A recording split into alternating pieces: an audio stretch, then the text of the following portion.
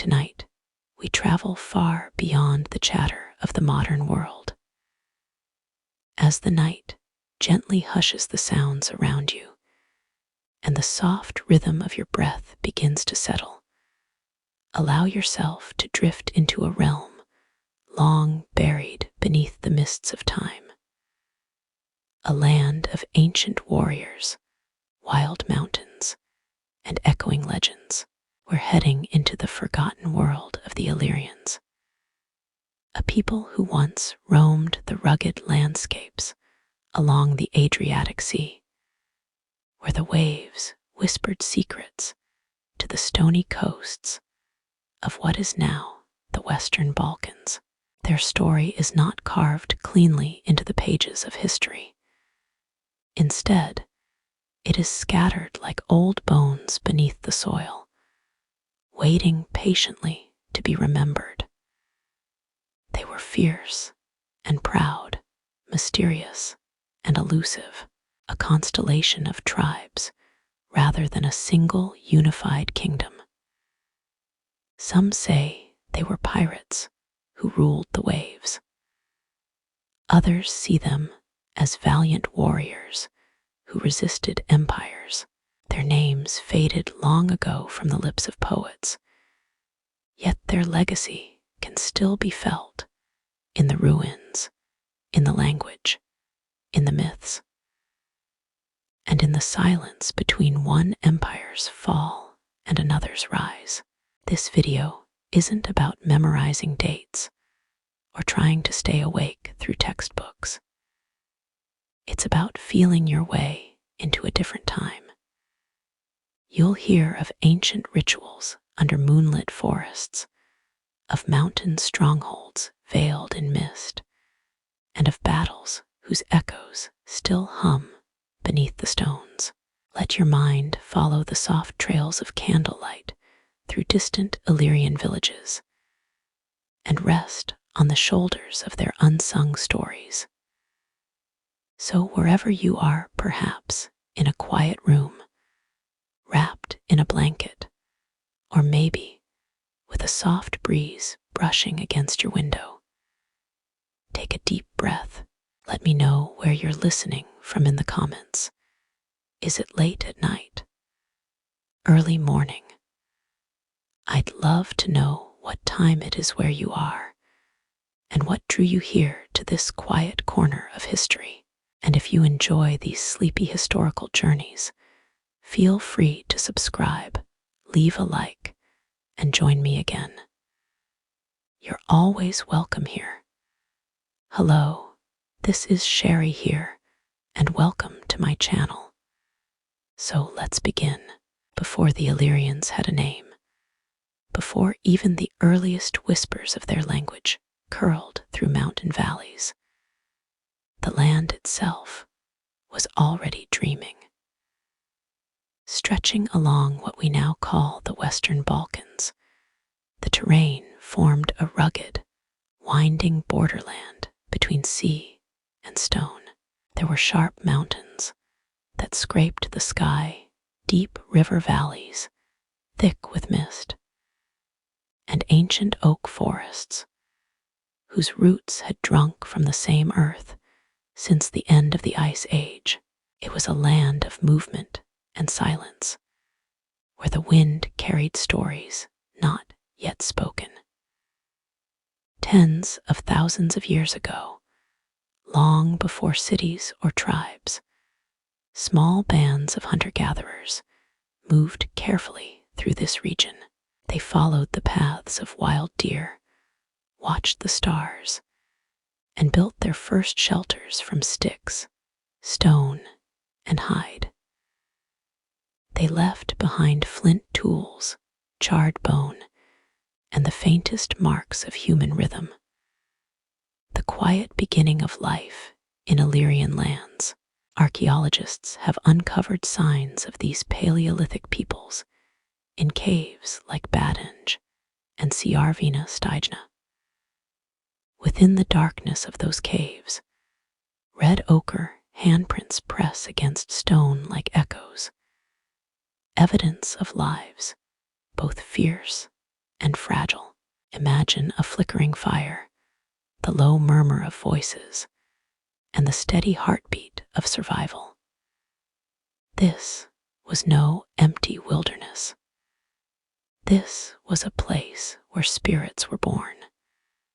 As time passed and the Neolithic period arrived, around 6000 BCE, the people of this land changed.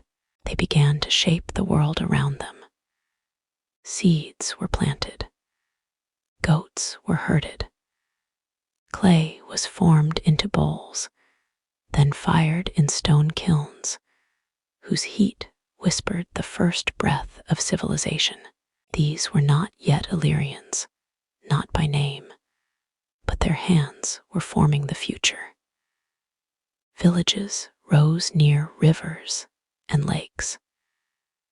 The people began to bury their dead with care, placing polished tools or carved idols beside them. This was the dawn of belief, the quiet murmur of the sacred entering daily life. One can almost picture the figures gathering under moonlight, the smell of smoke and damp earth rising as they offered the first rites to an unseen world. Time, as it always does, flowed like a river slowly, imperceptibly changing the shape of the land and those who lived upon it. By the Bronze Age, around 2000 BCE, something new had begun to stir. Bronze tools shimmered like magic in the hands of smiths. Trade routes unfurled like veins across the hills, connecting these ancient Balkan peoples to Mycenaean Greece, to the lands north beyond the Danube, and west to the Italian peninsula. Along those routes came not just goods, but stories, rituals, and blood. Burial mounds called tumuli began to appear, dotted across hilltops like stone constellations. Within them, archaeologists have found daggers, bracelets, and ceramic vessels. But more than that, they found identity. These graves spoke of lineage, of honor, of ancestors. They tell us that by this time, the people of this land were no longer just surviving. They were remembering. We do not know what they called themselves. No written words remain from those earliest tribes, and yet, from the patterns of pottery, from the orientation of graves, from the design of weapons and ornaments, we know they were beginning to form something shared, a cultural gravity that pulled them into loose unities. This is where the Illyrians begin to emerge, not as a single people, but as a spirit, a gathering storm of tribes forming across the hills, plains, and coasts. They were not one nation, but many, and their world was not still. It pulsed with energy. You must imagine this land not as a map, but as a living world. Forests alive with bird song and the low snort of boars. Limestone cliffs where eagles nested, rivers like the Drin and the Neretva that carved deep paths into the earth and memory alike. Across this world, hundreds of small communities lived in fortified hill settlements, places we now call gradnas. These were early fortresses, built from dry stone, watching over the valleys like silent sentinels, and still, no empire claimed them. No single king ruled them. They were sovereign in their silence, tribes without a central crown, and yet deeply rooted in shared custom. From the outside, this land might have seemed disjointed, but within, there was rhythm, a dance between human and landscape, seasonal movements for grazing, ritual feasts timed to celestial changes, festivals perhaps honoring fertility, harvest, or ancestors. We cannot be sure of the words, but we feel the pulse beneath them. There is evidence, too, that these early Illyrian predecessors practiced sacred rites around water. Springs and rivers often appear in later myths. Water was not just sustenance. It was boundary, portal, blessing. Even today, in the highlands of Albania or the backcountry of Bosnia, you might find tales of river nymphs, forest spirits, and hidden springs that heal or curse. It's tempting to call these folklore, but they may be much older, the last embers of a belief system stretching back to these early tribes. So when did they become Illyrians? The name Illyrian comes not from within, but from without. Greek historians and poets first used the term in the 5th century BCE, likely adapting it from one specific tribe, the Illyrioi, and slowly applying it to all peoples west of Macedonia and north of Epirus. It's as if, from a distance, the Greeks painted a single name over many different faces. A simplification, yes, but one that still holds. Yet by then, these people had already lived, traded, fought, and worshipped in these lands for thousands of years. The Illyrians, as a name, came late.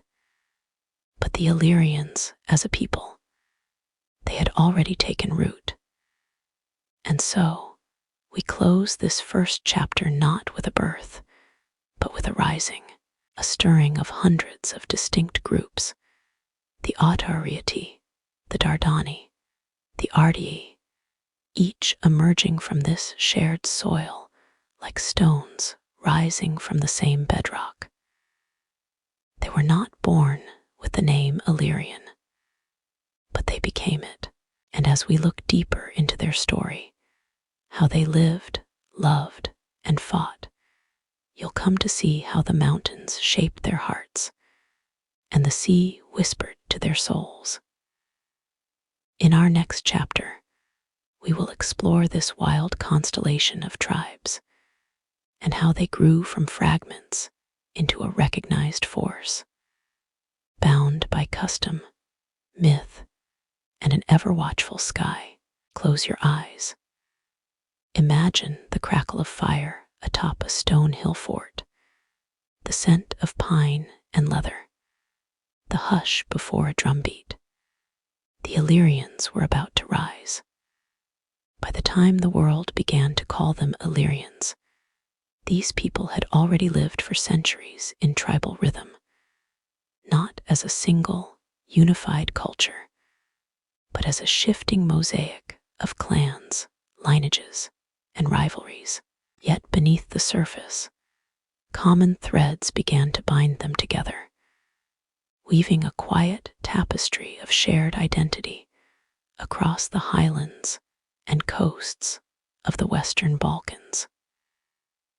It began with the land, the terrain of ancient Illyria, stretching from the edges of the Istrian peninsula down through what is now Albania, shaped the people as much as any god or king ever could. This was no flat plain where armies could march with ease. It was a land of steep ridges, thick forests, deep gorges, and sudden cliffs that turned invasion into endurance. In such a place, tribal life made sense. Communities gathered in small hilltop fortresses called gradinas, places where kinship mattered more than nationality. Here, chieftains rose not from royal birth, but from charisma, strength, and the loyalty of their warriors. Blood ties ruled feasts, sealed alliances, and honor spoken, sung, and carried through generations was worth more than gold. Each tribe was fiercely independent. And yet, a curious thing began to happen. Across this wide, jagged land, certain customs began to echo from one valley to another. Burial rites mirrored each other. Warrior symbols matched in shape and meaning. Trade goods, from amber beads to Hellenistic pottery, passed freely along mountain trails, carried in hands that, though linguistically diverse, shared common mythologies. This wasn't political unity. It was cultural gravity. The Greeks, who first recorded the term Illyrian, struggled to define them. The tribes were many: the Dardani of the high north, the Liburnians along the shimmering Adriatic coast, the Ottariati in the mountainous heartlands, the Ardii later famed for their queens, rising from the southern reaches. Some tribes were seafarers. Others lived in deep mountain pockets, isolated for months by snow. Some favored bronze, while others began to master iron. And yet, they dressed in similar styles, adorned their warriors with torques and spiral-patterned armlets, and buried their dead in mounds with care and ritual. The Illyrians were not born from a king's decree. They were shaped like stone slowly, by time and pressure. From roughly the 10th to the 6th century BCE, this tribal constellation grew brighter. Settlements expanded, fortresses strengthened, and crucially, contact with neighboring civilizations deepened.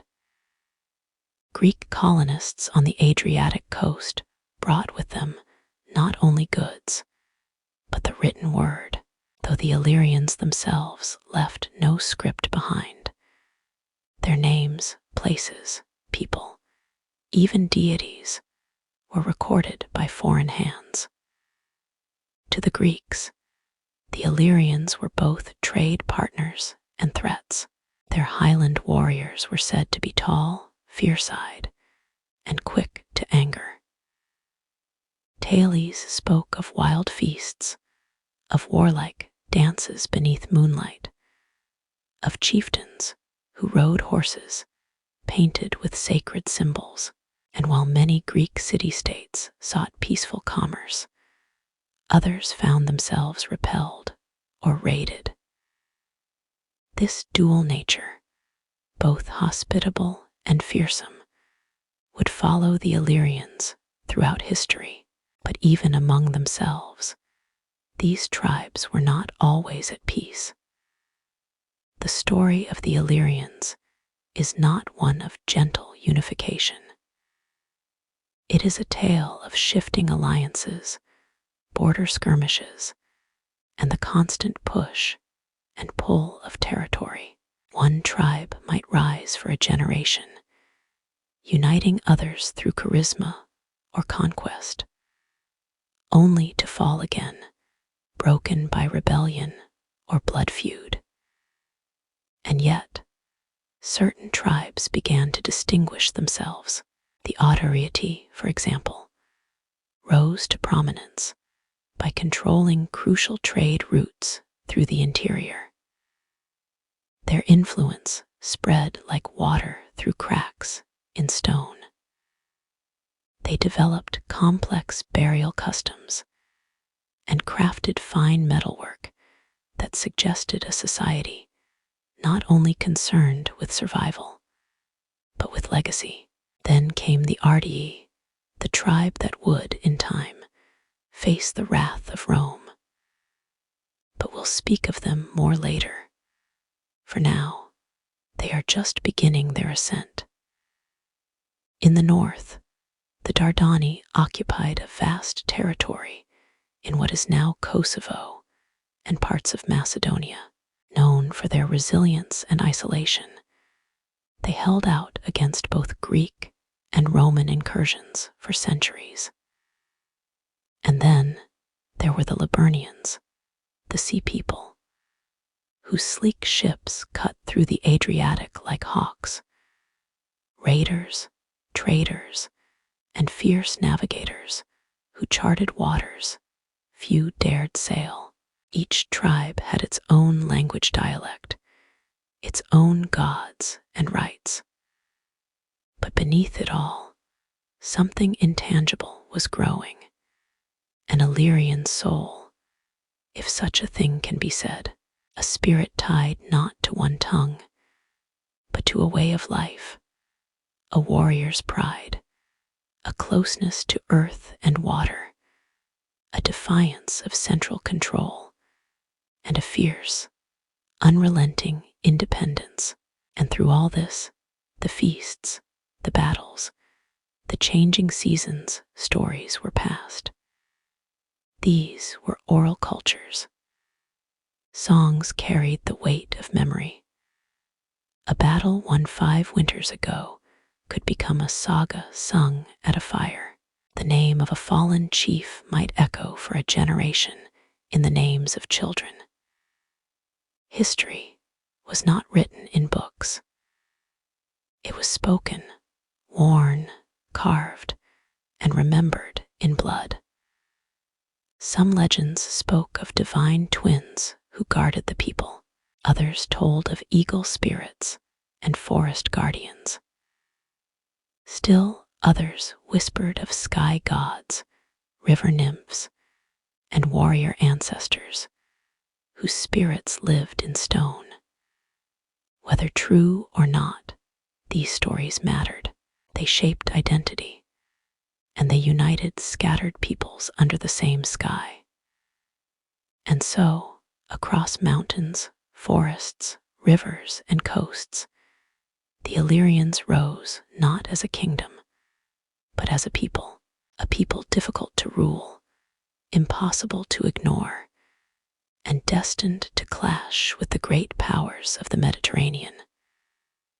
But for now, they were in motion, growing stronger, carving their names not in ink, but in memory and myth.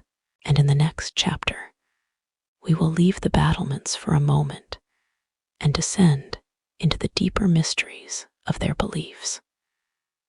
Who were the gods of the Illyrians? What sacred fires did they tend? And what dreams danced behind their eyes when they gazed at the stars? The sky darkens above a mountain grove. A priestess traces a spiral in ash. Somewhere, a horn sounds in the distance. The sacred world of the Illyrians awaits. Long before temples of marble or cathedrals of stone, there were groves. Illyrian sacred spaces were not bound by walls. They were woven into the natural world. A clearing encircled by ancient oaks, a spring bubbling with icy clarity, a jagged cliff face painted red by iron-rich soil. These were the shrines of the Illyrians, not built, but discovered, not owned, but honored. To understand the Illyrians, you must first understand this. Their gods lived not in heaven, but in the world itself. The mountains were not just obstacles, they were ancestors, giants turned to stone. The rivers, sacred veins that carried the breath of the land. Trees might be vessels for wandering spirits, and certain rocks, shaped by wind or time, were left untouched, believed to hold presence. There is no surviving Illyrian scripture, no carved lists of deities with clear dominions. And yet, through fragmentary records from Greek and Roman sources, and the patterns of burial and ritual left in the earth, a picture begins to emerge. The Illyrians worshipped a pantheon of gods and spirits, both wild and elemental. Some may have had names passed down in later folklore. Bindus, a god of water and springs, is mentioned on inscriptions found in the area of present-day Bosnia. He was sometimes equated with the Roman Neptune, but he came first, born from the crashing rivers and cold mountain runoff of Illyrian lands. Then there was Medorus, a warrior god said to ride horseback into battle, protector of cities like Rhizon and the Ardean tribe.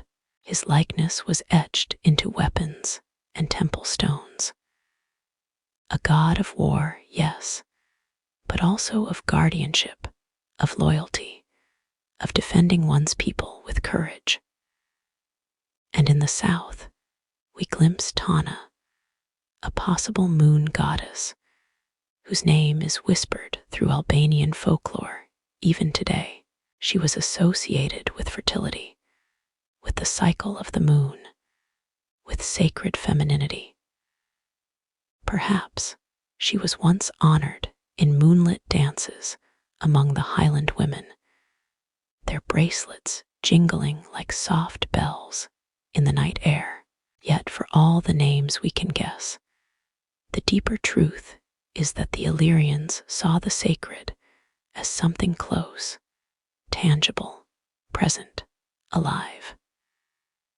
When a storm rolled down the mountains, they might say a sky god was hunting. When fog clung to the trees, perhaps a spirit walked among the living. These were not metaphors. They were experiences. The divine was not a matter of belief. It was a matter of being. Ceremonies often involved offerings of wine, honey, or animals, poured into sacred springs or burned beside standing stones. In some places, sacred pits lined with carefully placed bones suggest ritual sacrifice, not done with cruelty, but with gravity, a necessary exchange to maintain harmony with the unseen. Priests and priestesses likely held powerful roles within tribes. Though we know little of their hierarchy, it's possible that in certain regions, women held spiritual authority, guardians of knowledge, of healing, of sacred rites performed in hidden glades. These spiritual practices were not disconnected from daily life. They infused it. A newborn child might be bathed in river water to bless their breath. A warrior might carry a talisman, a carved stone, a piece of bone for protection in battle. A farmer might whisper a blessing over a furrowed field, calling on the land itself to remember its role in the great cycle of life and death. And death, too, was sacred. Illyrians often buried their dead in tumuli, large burial mounds, sometimes stacking the bones of many generations beneath the same soil. Grave goods, weapons, ornaments, even whole wagons were placed with the departed, not only to honor their life, but to equip them for what lay beyond. There is reason to believe they envisioned an afterlife, or at least a continuation, a crossing over into another realm, perhaps closer to the gods than this one. Interestingly, certain burial sites contain offerings of animal bones, especially sheep and cattle, perhaps meant to accompany the soul, or to please the spirits who guarded the threshold between worlds. The sea, too, held gods. The Liburnians, master seafarers, must have revered deities of wind and wave. Their sleek Liburna ships, later copied by the Romans, danced across the Adriatic like shadows. It is likely that before setting sail, they performed sea-bound rituals, perhaps pouring wine into the surf, or singing chants to awaken the favor of the spirits below. Some scholars speculate that the Liburnians had a sea goddess of their own, perhaps a protector of sailors, or a weaver of storms. We may never know her name, but the fact that their ships were so respected, so feared, tells us that their understanding of the ocean was not just technical. It was spiritual, and above all, the Illyrians lived in close communion with the cycles of nature. The moon guided their planting, the stars their migration. The solstices and equinoxes may have marked sacred times of gathering, moments when the veil between worlds was thinnest, and tribes came together to feast, to sing, to remember. Imagine a summer solstice high in the Dinaric Alps, fires lit atop stone ridges, drums beating softly in the dusk, children running through tall grass, elders sitting in a circle, telling stories of gods and spirits who once walked these same paths, a slow chant rising into the air as offerings are made to the night sky. It is a beautiful thing to live with reverence. In the end, this spiritual world was not a rigid theology. It was a living intimacy with place. The Illyrians were not subjects of gods high above. They were relatives of the divine, siblings to trees, cousins to rivers, children of wind. And when they fought with that same spirit, guided by omens, blessed by ancestors, accompanied by invisible allies who moved just beyond the edge of vision. In the next chapter, we will leave behind the sacred and step into the rhythm of everyday Illyrian life.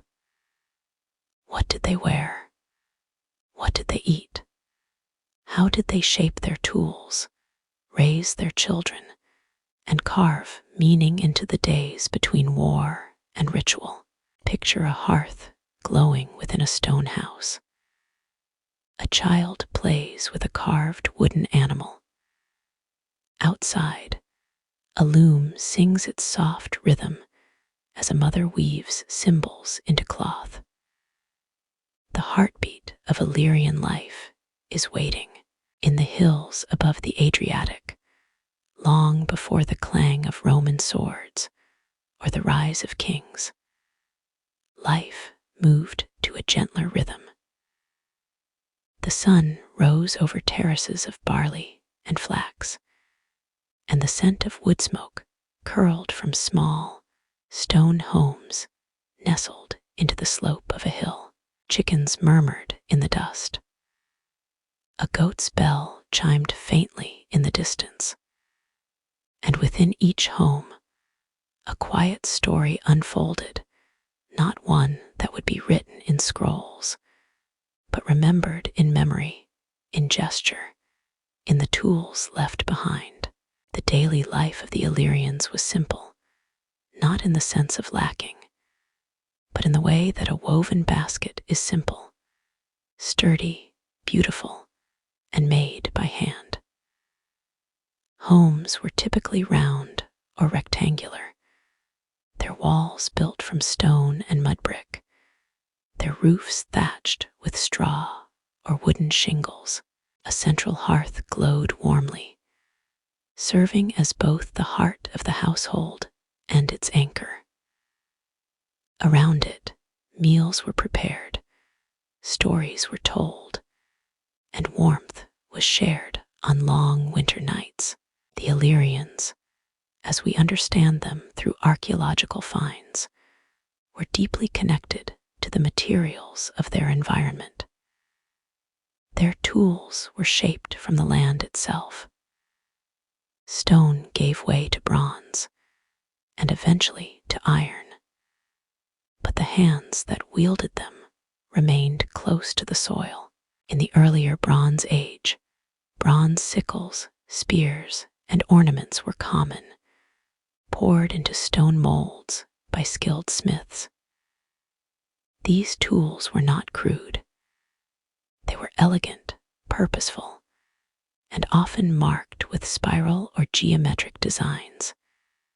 Signs, perhaps, of tribal affiliation or symbols of protection. By the Iron Age, their craftsmanship had evolved even further. Blacksmiths worked over roaring hearths, their faces lit by the glow of the forge as they hammered out blades, arrowheads, plowshares. The clang of iron on iron must have rung through many a hill fort, signaling both war and work, life and labor. And yet, these people were not merely warriors or herders. They were artisans. Illyrian pottery, for example, tells us much about their aesthetic sense. Practical, yes, but also expressive. Vessels were often decorated with incised lines, zigzags, and net patterns, carefully carved into the clay before firing. Some were painted in black or red slip, others left in the natural tones of the earth. These vessels were not made by accident. They were shaped with care and often buried with their owners, as if to accompany them into the next world. Clothing, too, was more than utility. Men wore tunics, often belted at the waist, with cloaks thrown over the shoulder for warmth. Women's dress was more elaborate, long woolen garments fastened with fibulae brooches, often of exquisite design. Jewelry was common.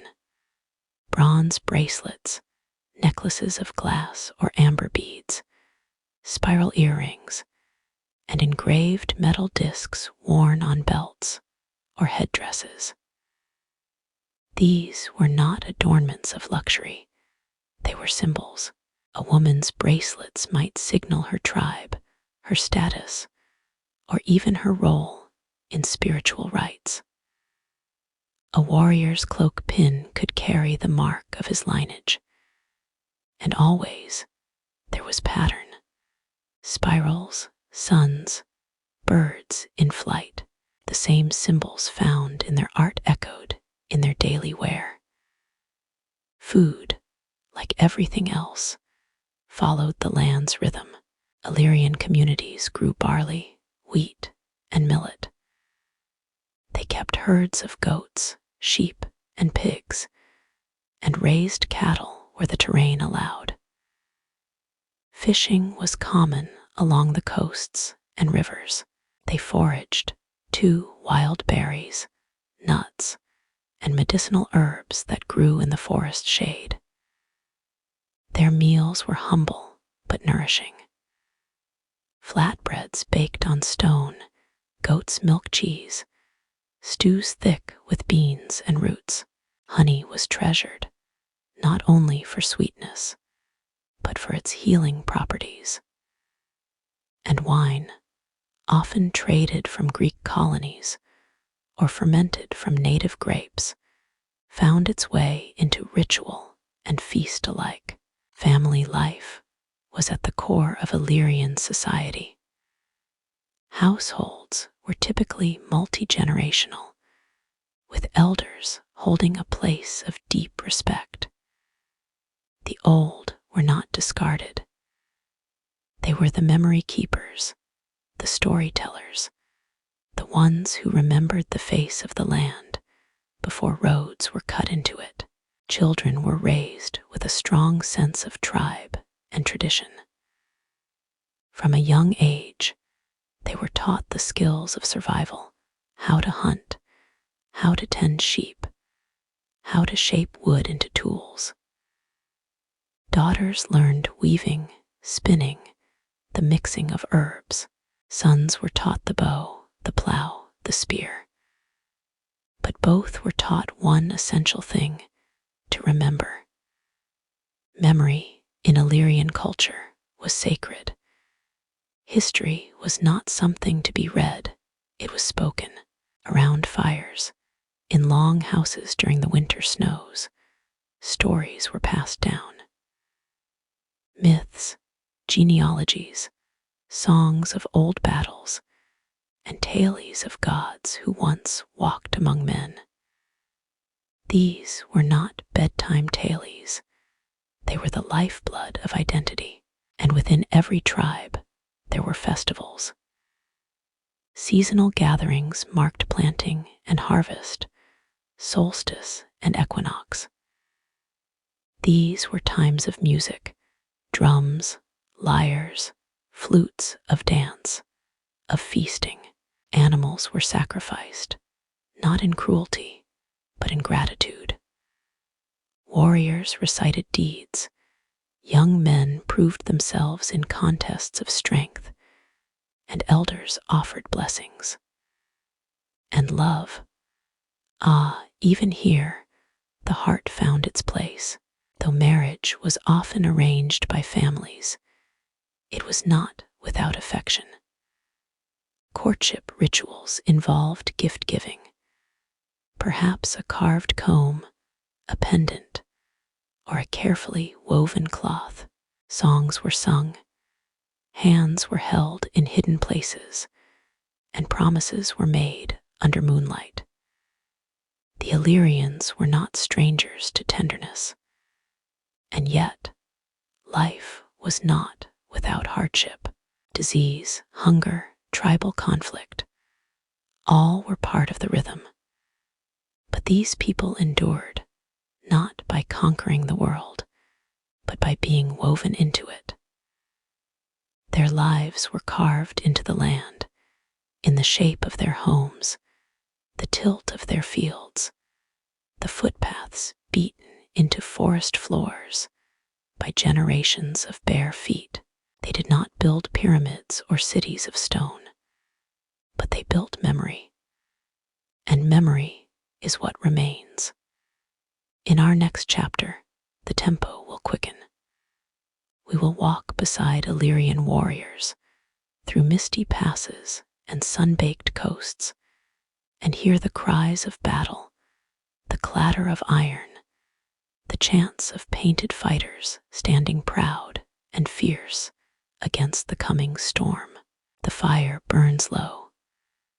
A spear leans against the wall. Outside, the wind changes direction. The warriors are waking. High in the mist-covered mountains, the morning light flickered through pine branches as a procession of warriors prepared for battle. They were silent, focused. The air, heavy with the scent of smoke and pine resin, carried no laughter, no idle chatter, only the low murmur of prayer and the soft sound of iron scraping against leather. This was not a professional army, not a force drilled into formation. These were warriors of the Illyrian tribes, born of blood oaths, tribal fealty, and the raw, bone-deep will to defend what was theirs. To understand Illyrian warfare, one must first discard the image of regimented Roman legions or the phalanxes of the Greeks. The Illyrian warrior did not fight in ranks. He fought in rhythm, swift, unpredictable, wild as the land that raised him.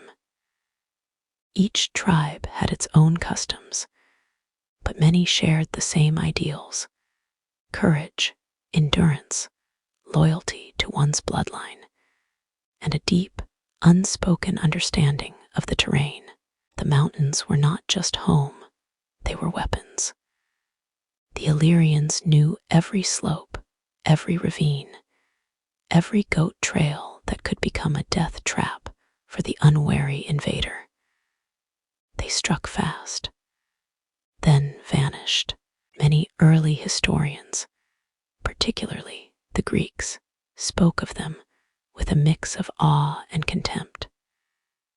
They called them savage, reckless, impossible to subdue.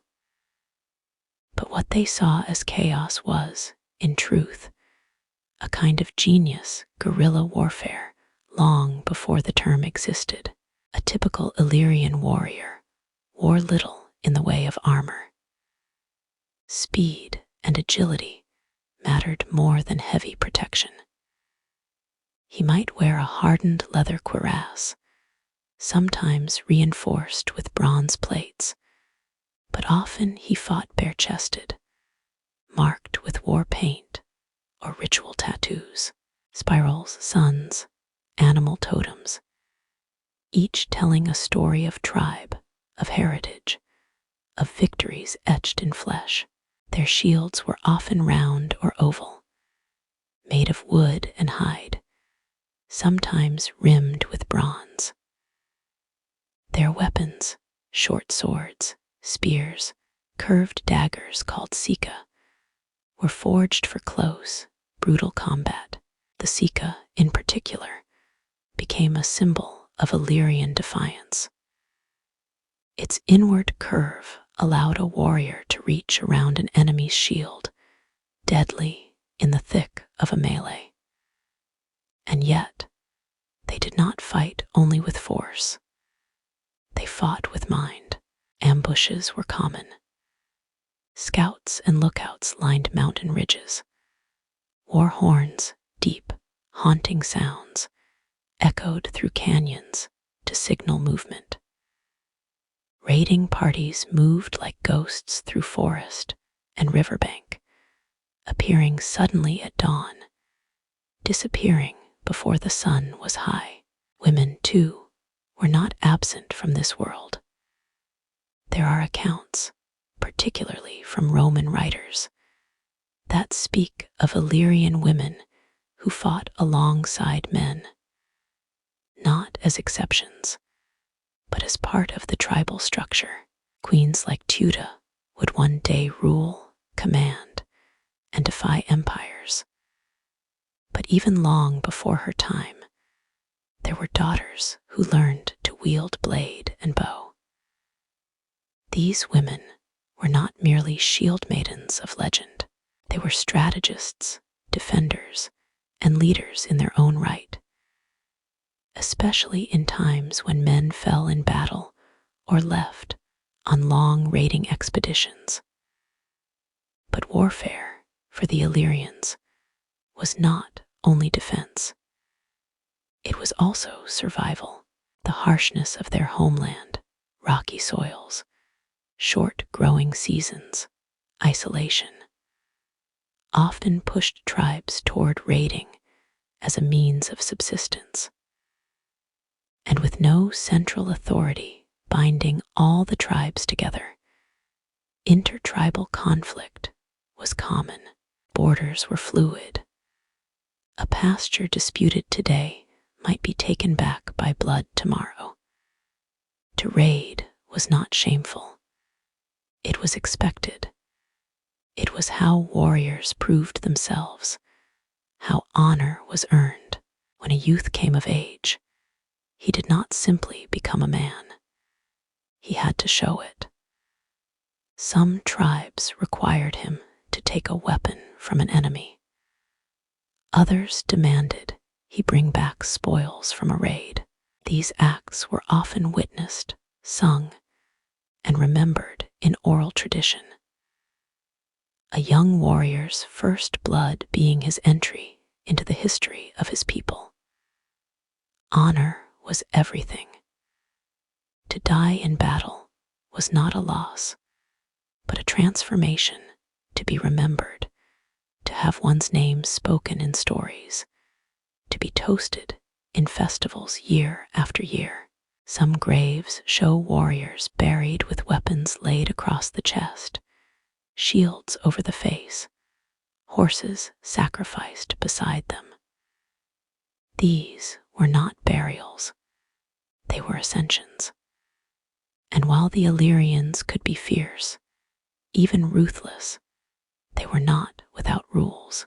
Rituals preceded war. Treaties were honored, though often tenuously. Hostages were exchanged to ensure peace, and when betrayal occurred, vengeance was swift and total. As their reputation grew, so too did their reach. By the 5th and 4th centuries BCE, certain tribes, particularly the Ardii, Teuta, and Dardani, had risen to regional prominence. They began organizing larger-scale military campaigns, forming loose coalitions under powerful chieftains. One of the most renowned Illyrian leaders was Bartolus, a chieftain of the Dardani, who forged a powerful kingdom in the 4th century BCE. He unified multiple tribes, defeated Macedonian armies, and ruled a territory that included parts of modern-day Kosovo, northern Macedonia, and southern Serbia. Even Philip II of Macedon, the father of Alexander the Great, struggled to subdue him. Bartolus was not merely a warrior. He was a strategist, a diplomat, and a builder of alliances. His success showed that the Illyrians were not doomed to remain fragmented. Under the right leader, they could challenge even the most organized powers of the ancient world. But such unity was rare. Still, the image of the Illyrian warrior lingered fierce, unbending, loyal to land and tribe, unmoved by empires. And it is no surprise, then, that when Rome turned its gaze eastward, it found in the Illyrians not a gentle frontier, but a wall of iron will. In the next chapter, we will descend from the mountain passes to meet those who stood at the center of Illyrian identity. Queens, chieftains, and tribal leaders whose names echo across valleys and time. These are not myths. These are the voices that led, that ruled, that defied the rise of foreign powers. A crown of bronze rests on a stone altar. A war drum is silent. Somewhere, a queen sharpens her blade. The age of Illyrian leaders is about to begin. In the Illyrian world, where bloodlines mattered, and the land shaped every soul born upon it, leadership was not inherited lightly. It had to be earned through battle, diplomacy, endurance, and above all, through the trust of one's people. A chieftain was not a distant ruler seated upon a throne. He was a voice around the fire, a shield at the front line, a memory carrier of the tribe's soul. And sometimes she was a queen. Let us begin, not with a man, but with a woman whose defiance would shake the mighty walls of Rome. Her name was Teuta, queen of the Ardii. It was the 3rd century BCE. The Ardii, once a tribe among many, had grown into a powerful confederation under King Agron, Teuta's husband. Agron had ruled with strength and ambition. Under his command, Illyrian fleets dominated the Adriatic, and his army crushed the Aetolians, a feat so bold that even Macedon took notice. But Agron's glory was short-lived. He died suddenly in 231 BCE, leaving behind a young son and a kingdom perched on the edge of greatness or disaster. It was Teuta who stepped forward, regent for her son. She assumed command of the kingdom. A woman ruling over a warrior nation in a time when most of the Mediterranean world still thought of women as property. She ruled from the port city of Rhizon in what is now Montenegro, and quickly demonstrated that her crown was not ornamental. Teuta continued her husband's expansionist policy, especially at sea. The Illyrian navy, swift, experienced, and feared, began raiding Greek merchant ships across the Adriatic and Ionian seas. Coastal cities trembled. Some paid tribute. Others dared to resist. The Greeks protested. Envoys were sent. One Athenian ambassador, perhaps too bold with his words, questioned the queen's policies to her face. According to Roman historians, Teuta, unmoved by threats or diplomacy, had him killed. This act, whether wholly true or embroidered with Roman bias, became the spark that lit the fire. Rome, still expanding, still hungry, saw in Teuta not just a pirate queen, but a threat to its growing dominion of the sea.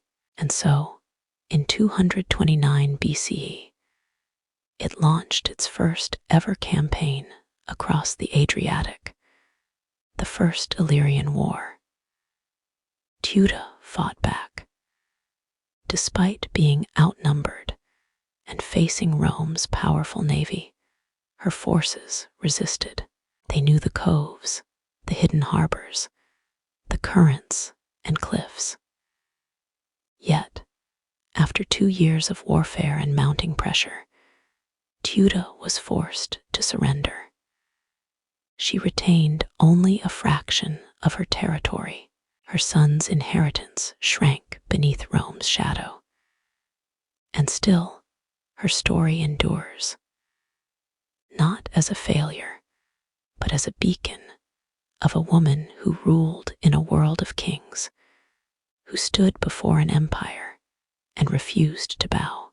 In later centuries, Balkan oral tradition remembered her not with shame, but pride. In Albania, she became a symbol, her name given to daughters, her defiance sung in verse. But Teuta was not the only leader whose legacy commands our attention. Let us step further back to the 4th century BCE, to the highlands of Dardania, where a warrior king named Bartales carved out a kingdom with nothing but iron will and strategic brilliance. Bartales was not born into royalty. He rose from modest beginnings, perhaps even a coal miner's son, if the legends hold true, and united the Dardani tribes through strength and diplomacy. He was already an old man when he faced the armies of Macedon, yet his mind remained sharp, his ambition undiminished. Under Bartales, the Illyrians achieved something rare: cohesion. He ruled over a territory that included parts of modern-day Kosovo, northern Macedonia, and southern Serbia. He defeated several Macedonian kings in battle and extracted tribute from his enemies. His cavalry was feared. His infantry, disciplined and fierce, stood toe-to-toe with the best the Greeks could muster. When Philip II of Macedon, the future father of Alexander the Great, rose to power, one of his first major acts was to defeat Bartolys.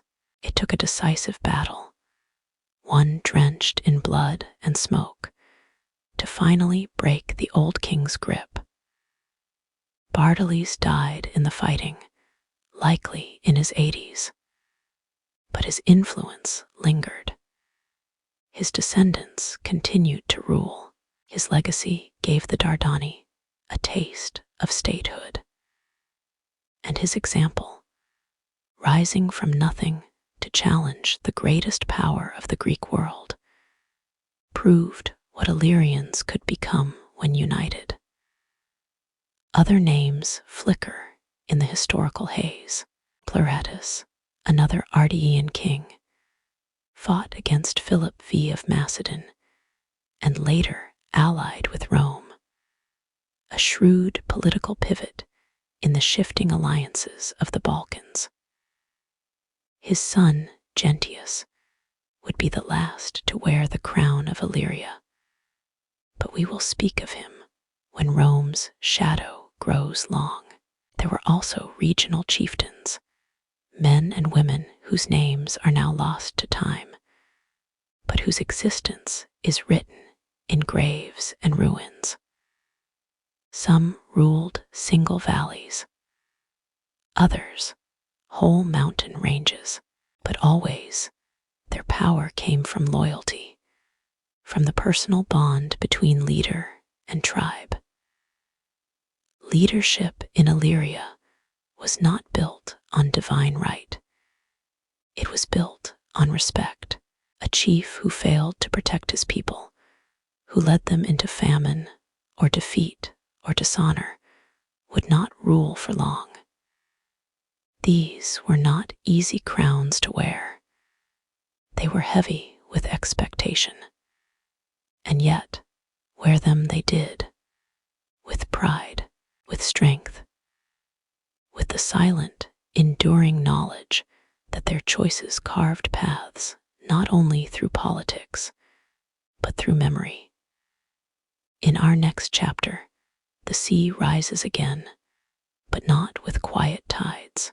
We will follow the Illyrian pirates, those feared masters of the Adriatic, who challenged the wealth of empires from the decks of black-sailed ships. Their blades were sharp, their harbors hidden, and their names spoken in both curses and awe. A ship vanishes behind a curtain of sea mist. On its bow, a figure watches the horizon, not for safety, but for prey. The raiders of the Adriatic are coming. In the blue-gray dawn, just before the sun slipped above the waves, a fleet of lean ships cut silently across the water. No banners flew. No horns sounded. Only the rhythm of oars, swift and silent, like the wings of seabirds brushing the surface. These were the Illyrian pirates, though to call them pirates is to use a Roman word for something older, deeper, and more sacred to the Illyrian soul. They were seafarers, raiders, navigators of both tide and ambition, and the sea was theirs. The Adriatic coastline, jagged and winding, is a land of coves and cliffs, of narrow inlets and deep blue depths. Here, geography becomes strategy. Along these shores, particularly near the Liburnian and Ardean territories, the Illyrians learned to master the water as surely as they had the mountains. Their ships were not built for size or decoration, but for speed and cunning. The Liburna, a type of light galley later copied by the Romans themselves, was the pride of their naval forces. These vessels were narrow, agile, and fast, perfect for ambushes, for chasing down merchant ships, for vanishing into the haze when threatened, crewed by warriors who knew the coast like the lines of their own hands. These ships could strike before a watchtower's beacon was ever lit. To the Illyrians, raiding coastal towns and ambushing Greek and Roman vessels was more than survival. It was tradition, a rite as old as their tribes.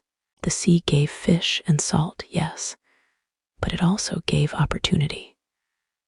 Gold, weapons, wine, slaves, and above all, reputation. To command a successful ship was a badge of honor.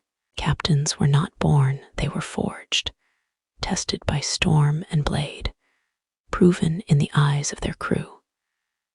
Some were elected.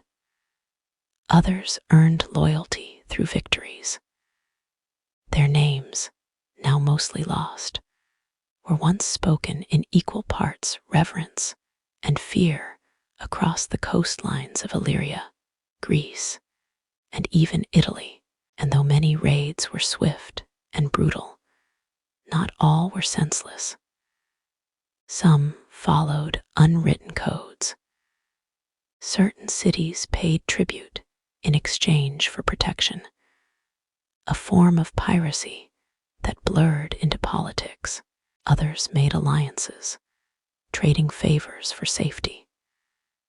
And occasionally, rival Illyrian tribes fought each other at sea, turning the Adriatic into a chessboard of ambition and betrayal. The most powerful sea-based kingdom of the Illyrians during this period was the Ardean League, especially under rulers like Agron and later Teuta. Their naval dominance reached its peak in the late 3rd century BCE, when Illyrian fleets ranged far beyond their native shores. They didn't just attack, they controlled. Ports were garrisoned, trade routes were taxed or terrorized. Greek colonies like Corcyra, modern Corfu, and Epidamnus watched the horizon with dread. Merchant vessels began traveling in convoys. Greek historians, especially those from the coastal cities, painted the Illyrians as lawless brigands, enemies of civilization, creatures of chaos. But perhaps, from the Illyrian view, it was simply balance. The Greeks had their triremes, the Romans their legions, the Illyrians. They had the sea, the cliffs, the mist, and the will to take what was not offered. Still, their reputation grew too much. It is often said that Queen Teuta's downfall began not on land, but on water. Her navy, or more precisely, the actions of her captains, had become too bold, too ruthless. Roman merchant ships were taken, Roman citizens were killed or enslaved. Rome, fresh from its conquests in Italy, could no longer ignore what it called Illyrian piracy. Thus came the First Illyrian War. Rome's intervention was framed, at least publicly, as a response to lawlessness. But beneath the surface, it was about control, trade routes, naval dominance, and the expansion of Roman influence across the Ionian Sea. The Roman navy, larger and more disciplined, sailed east. Coastal cities previously afraid of Illyrian raids now opened their gates to Roman garrisons. Teuta's fleet resisted with all its cunning, ambushes, night raids, hidden run strikes, but the might of Rome pressed forward. In 228 BCE, the war ended with Teuta's defeat. She was allowed to keep a small portion of territory, but was forced to disband most of her fleet and pay tribute to Rome. More critically, she was barred from sailing beyond specific boundaries, a humiliating leash for a queen whose people had once ruled the sea. But the Illyrian spirit did not sink so easily. Even after Teuta, piracy continued. The sea was too vast, the coast too broken to be fully patrolled. Independent captains and tribal fleets continued to harass Roman and Greek shipping lanes for decades. In the Second and Third Illyrian Wars, Rome returned each time with greater resolve to end the threat. Eventually, after the fall of King Gentius in 168 BCE, the last independent Illyrian monarch, Rome annexed the region fully. Ports were militarized. Naval patrols increased. The Liburni, once Illyrian tools of war, were adapted by the Roman navy. A cruel irony, perhaps, that their finest invention was stolen and perfected by the very enemy they had fought for generations. And yet, even this was not truly an end. Long after the Illyrian kingdoms fell, long after their names were etched only into stones and scrolls, the sea remembered. Fishermen in Dalmatia and Albania still tell tales of hidden coves where pirate gold is buried. Coastal ruins whisper of watchtowers long gone. And somewhere beneath the waves, the bones of ships and sailors rest, reminders of a people who once ruled the deep with nothing but wind, will, and sharpened bronze. In the next chapter, we shift our gaze from the sea to the heart of power itself. Rome, now stirred and determined, begins to look eastward, not only at the Illyrians, but at all who dared to stand outside its reach. What did Rome see in the Illyrians? And what happens when an empire decides you are next? The sea is calm, but something stirs on the far shore. An army waiting, an empire watching. Rome begins to turn. There is a moment in every story when fate seems to hold its breath. A pause before great storms, when silence feels thick with warning. For the Illyrians, that moment came in the early 3rd century BCE, as distant echoes from across the Adriatic began to grow louder. Rome. At first, the Romans were just a curiosity, a people of the western lands, busily conquering their neighbors on the Italian peninsula. The Illyrians, like the Greeks, had long viewed Italy with a certain mixture of disdain and caution. It was a land of tribes and farmers, of rising cities but little culture, of brash ambition without the weight of old tradition. But the Romans were not like others. Where other peoples conquered and rested, Rome conquered and built, and then it marched forward again. By the time Rome looked across the Adriatic, it had already taken much of southern Italy. Its roads stretched like veins across the land. Its army had become a machine of terrifying discipline, and its ambitions, quiet at first, now reached for the sea. The spark that drew Rome eastward was not noble. It was not for justice, not for the preservation of peace. It was because their ships, laden with goods and grain, were being taken by Illyrian pirates. To Rome, this was not an insult. It was provocation. The Romans had already fought and defeated Pyrrhus of Epirus, a Greek king who had once threatened their very survival. They had faced Carthage in the First Punic War. Their legions had bled and broken and rebuilt.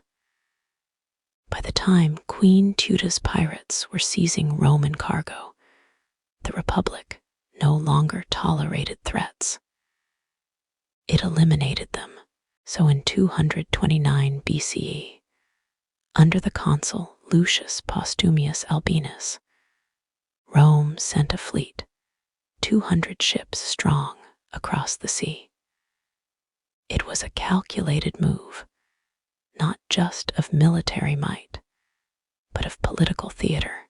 The Roman Senate needed a quick, clean war, and they needed to make an example of the Illyrians. Queen Teuta's court at Rhizon, perched above the Bay of Cotter, wreathed in mist and cliffs, likely watched those ships arrive with a mix of dread and defiance. Her forces resisted, but the war was swift. Within months, Rome had seized Corcyra, forced surrender in Apollonia, and convinced several Illyrian tribes to switch allegiances. Teuta sued for peace in 227 BCE. She retained a small corner of her realm under strict conditions.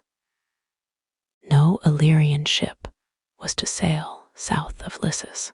The Adriatic, once an Illyrian lake, had become Rome's domain. But empires are never satisfied. Rome had tasted expansion across the water and found it good. The Illyrians, even beaten, remained troublesome. A few decades later, under a new king named Demetrius of Pharos, resistance flared once more. Demetrius had originally been an ally of Rome, appointed to rule part of the coast. But ambition turned his loyalty. He rebuilt the fleet.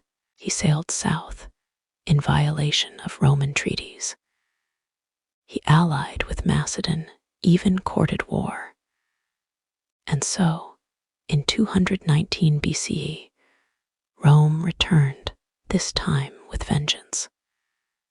The Second Illyrian War was short and decisive. Demetrius fled to Macedon. Rome annexed more territory.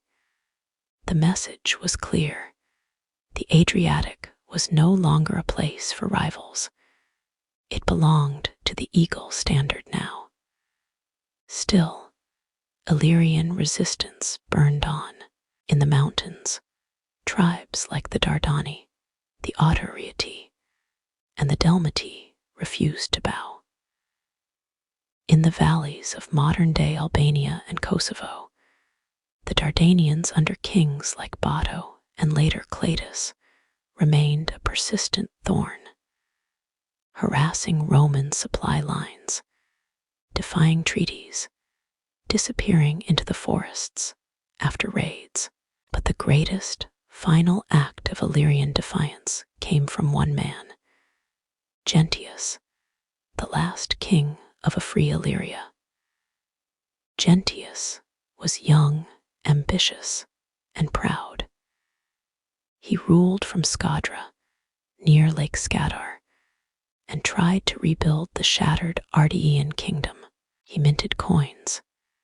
He organized armies. He forged alliances, including with Perseus of Macedon, Rome's greatest rival in the Balkans. But the world was changing faster than he could react. Rome, now deep into its eastern campaigns, had no patience for hesitation. In 168 BCE, during the Third Illyrian War, Gentius was attacked. campaign lasted just 20 days. Roman general Lucius Anicius Gallus marched into Scadra. Gentius, realizing defeat was certain, surrendered with his family. He was taken to Rome in chains, paraded in a triumph, and imprisoned.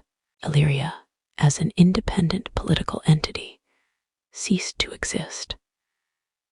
In its place, Rome established the province of Illyricum, a land carved to serve Roman governors, Roman soldiers, Roman merchants.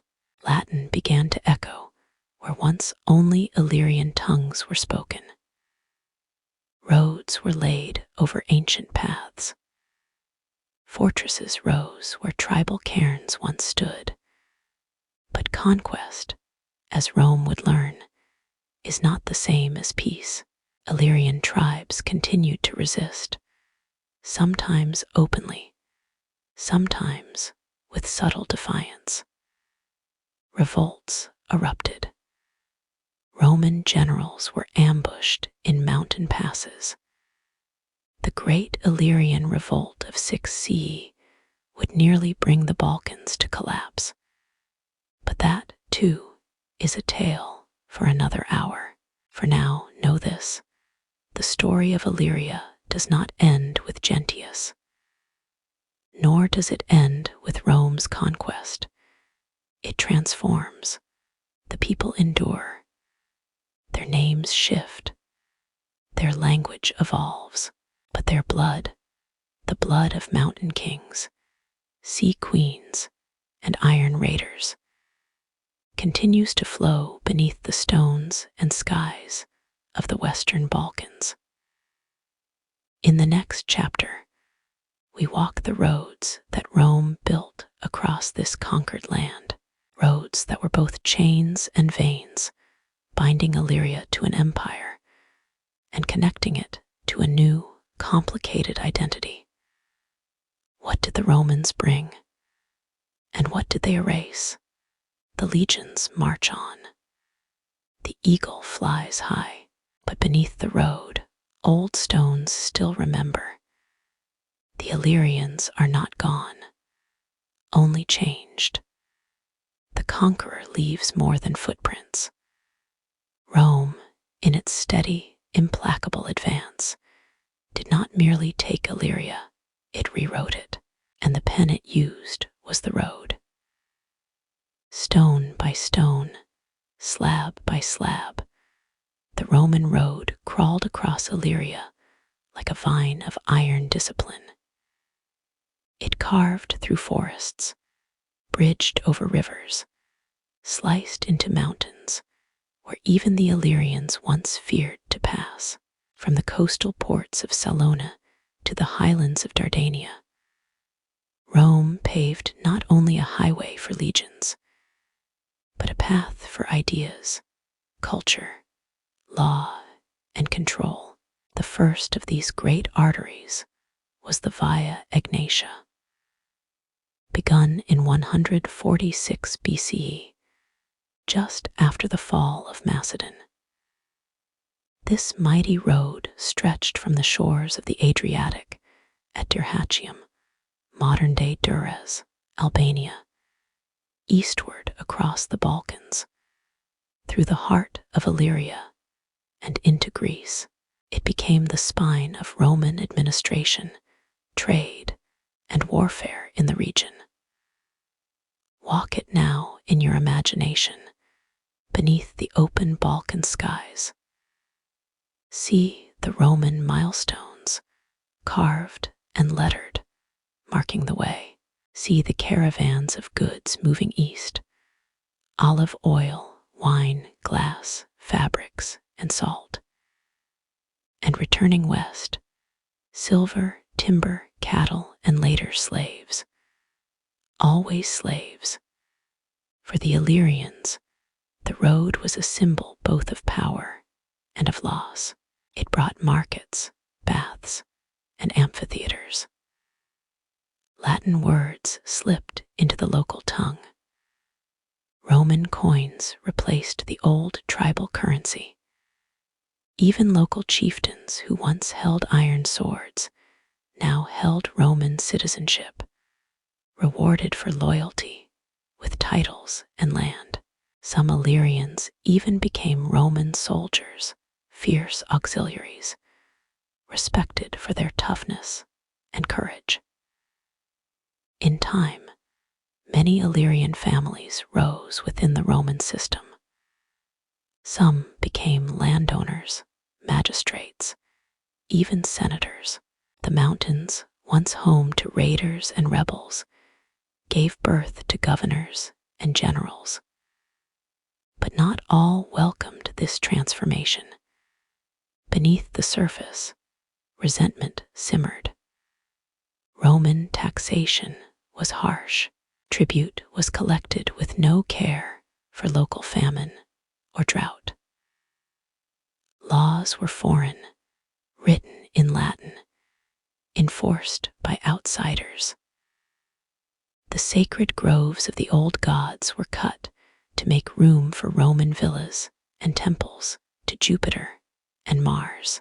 And so, the Roman road did not just carry goods and soldiers, it carried resistance.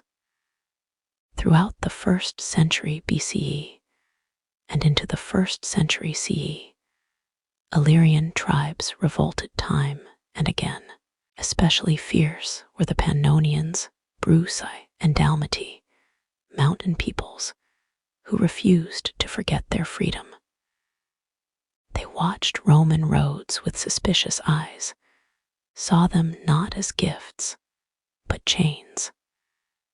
And yet the road endured, for Rome knew this: to hold a land, one must bind it. They built military camps, known as castra, along the roads. Many later became towns and cities. They built forums for trade and politics.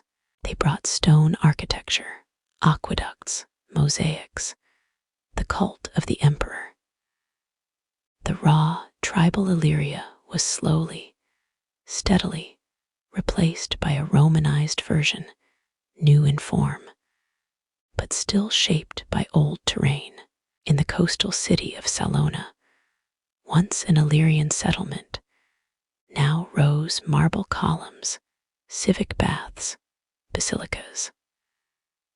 Latin mingled with the native tongue in the marketplace. Roman governors ruled from tiled halls. Gladiators spilled blood in the amphitheater, while children played games in the shadow of old shrines. And yet, the Illyrian heart did not vanish. A strange alchemy was at work, not destruction, but absorption. The Illyrians, like many conquered peoples, found ways to blend their old ways with the new. They worshipped Roman gods, yes, but sometimes under Illyrian names. They obeyed Roman laws, but told their children the stories of Queen Teuta, of the sea raids, of the mountain kings.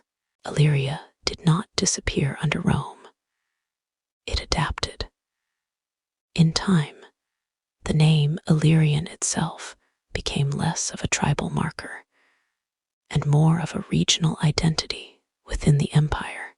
Just as Gallic or Thracian could mean many things, so too did Illyrian evolve, referring to peoples from modern Croatia, Bosnia, Montenegro, Albania, and beyond, united now by roads and rule. One must remember, Rome did not rule by fear alone. It ruled by participation. Illyrians served in the legions. They became centurions. Some traveled across the empire, from Britannia to Egypt, wearing the eagle on their chest, the memory of their ancestors tucked quietly in their hearts. And over generations, something extraordinary happened. Illyrians became Romans, not just in name, but in deed, in culture, in power. In fact, several centuries later, they would lead Rome itself. But that tale awaits us still. Now, as night settles over the cobbled stones of a forgotten road, half buried by moss, echoing with lost footsteps, consider this. What is conquest, if not the beginning of something new? Rome thought it had tamed Illyria. It had paved it, taxed it, legislated it into submission. But in doing so, it had also transformed itself, absorbing Illyrian strength, resilience, and even blood into its own future. In the next chapter, we ascend to the highest heights of Illyrian achievement, not as rebels, not as raiders, but as emperors. From obscurity to the throne of the known world, Illyrians will rise. Not all roads lead to Rome. Some lead from the mountains of Illyria, straight into history's most gilded halls. A throne awaits, and an Illyrian hand is about to claim it. By the 3rd century CE, the Roman Empire had grown vast, too vast, some said, for any one man to hold. It stretched from the green fields of Britain to the burning sands of Arabia, from the Rhine to the Nile. And within its borders lived many millions, speaking dozens of tongues, worshipping gods with strange names, and swearing loyalty to an emperor whose face they had never seen. Yet that face, the ruler of all, was about to change, and when it did, it would carry the unmistakable features of Illyria. For the people Rome had once conquered, the mountain warriors, the sea raiders, the stubborn tribes of the Western Balkans, had not vanished beneath the weight of empire. They had grown strong within it. They had learned its ways, mastered its weapons, adopted its laws, and sent their sons into its legions. The Roman army, by the mid-3rd century, was not dominated by men from Rome. It was dominated by men from the provinces. And among the most prized, the toughest, the most disciplined, the most fearless were the Illyrians. It began quietly. An Illyrian soldier here, promoted to centurion, another awarded for valor in Gaul, a third commanding a cohort on the Danube frontier. Slowly, steadily, Illyrians began to climb through the ranks, not by privilege, but by sheer merit. And then came a name, Claudius Gothicus. He was born in the Balkans, near what is now Serbia. A man of humble origins, hardened by military life. In 268 CE, in the midst of crisis and confusion, he was proclaimed emperor by his troops. He would go on to defeat a massive Gothic invasion, one of the greatest threats the empire had ever faced. He ruled for just 2 years before dying of plague, but his legacy was profound. He had opened the gates. The Illyrians were no longer just soldiers. They were emperors. Then came Aurelian, another Balkan native, likely born near the Danube. He was a soldier's emperor, a tireless campaigner, a restorer of boundaries. In just 5 years, 270–275 C, he reconquered vast regions that had broken away, reinforced the empire's eastern frontiers, and built the massive Aurelian walls that still stand today in Rome, and still the rise continued. In the decades that followed, Illyrian-born emperors would dominate the empire, a period now known as the Illyrian Emperor's Era. They were not aristocrats. They were not sons of Rome. They were men forged in battle, pragmatic and unsentimental, brought to power not by birth, but by the sword. One among them would change the world forever. His name was Diocletian. He was born around 244 CE in the province of Dalmatia, likely of humble Illyrian stock. A soldier, a commander, a survivor of endless frontier wars. In 284 CE, after years of chaos, Diocletian seized power, and with him came order. He divided the empire not to weaken it, but to save it.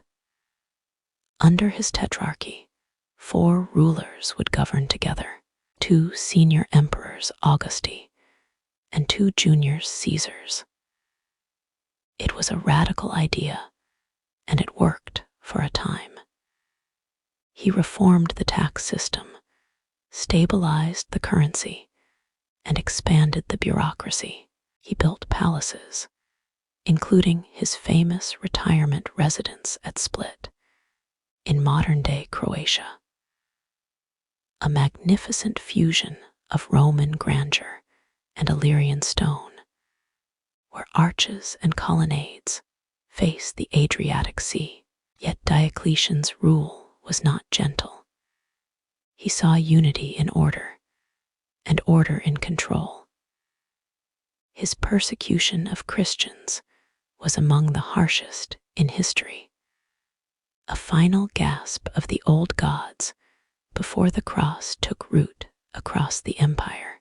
But when Diocletian retired, the only Roman emperor to do so voluntarily, he returned not to Rome, but to Illyria. Even after reshaping the world, his heart remained in the land of his birth. And he was not the last.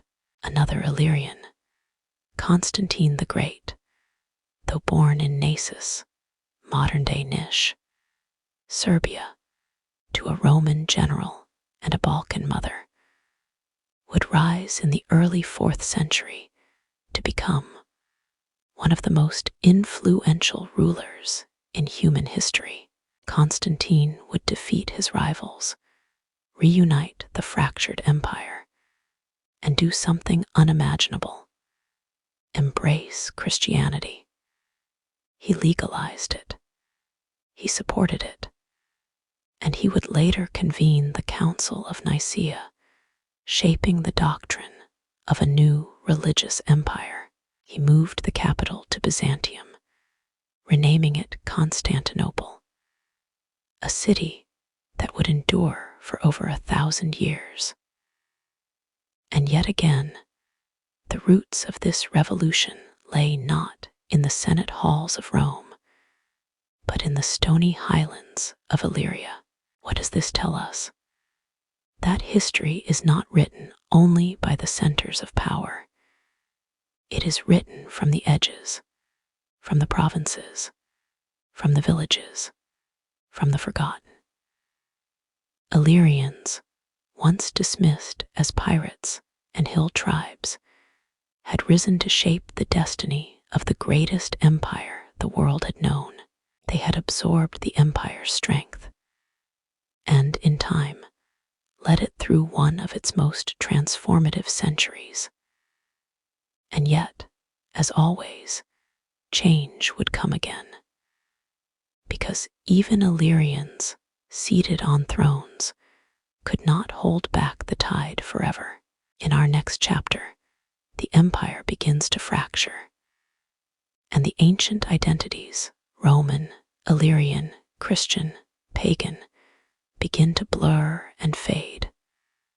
What remained? What was lost? And what echoes still in the lands they once ruled? The emperors have passed, but the stones remain, and they still whisper.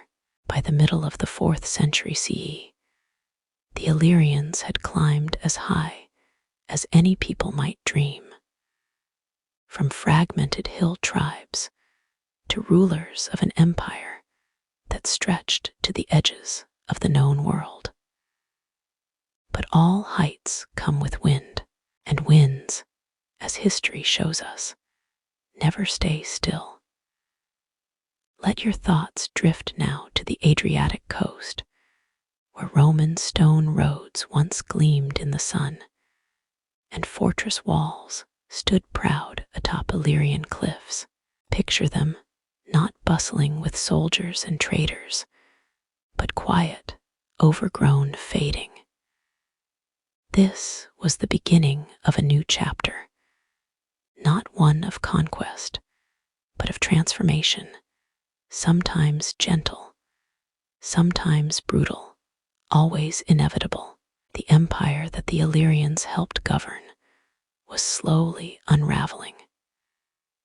Internally, Rome had become a divided thing, split east and west, tugged between competing emperors, plagued by corruption, and stretched too thin across its vast borders. Economically, the burden of military spending and an over-reliance on provincial agriculture led to breakdowns in trade, grain shortages, and unrest. And externally, the storms were building. From the north came the Goths, Huns, and Vandals, tribes not unlike the Illyrians of old, wild, proud, and determined to carve out a piece of the imperial pie. The frontiers grew porous. Border forts were overrun. Cities burned. Refugees flooded south. The Balkans, once a proving ground for emperors, became a battleground once more. For the Illyrians, now thoroughly Romanized in language, dress, and religion, the line between what they had been and what they had become blurred. The word Illyrian faded from official use, replaced by provincial titles: Dalmatian, Pannonian, Mosian. Their culture did not vanish, but it was now layered, like old paint on stone, Illyrian beneath, Roman above, and increasingly Christian. Ah yes, Christianity. Once outlawed, then legitimized, and now under Constantine and his successors, embraced. Illyria, like the rest of the empire, was swept up in the tide of this faith. Churches sprang up in towns once dedicated to Roman gods.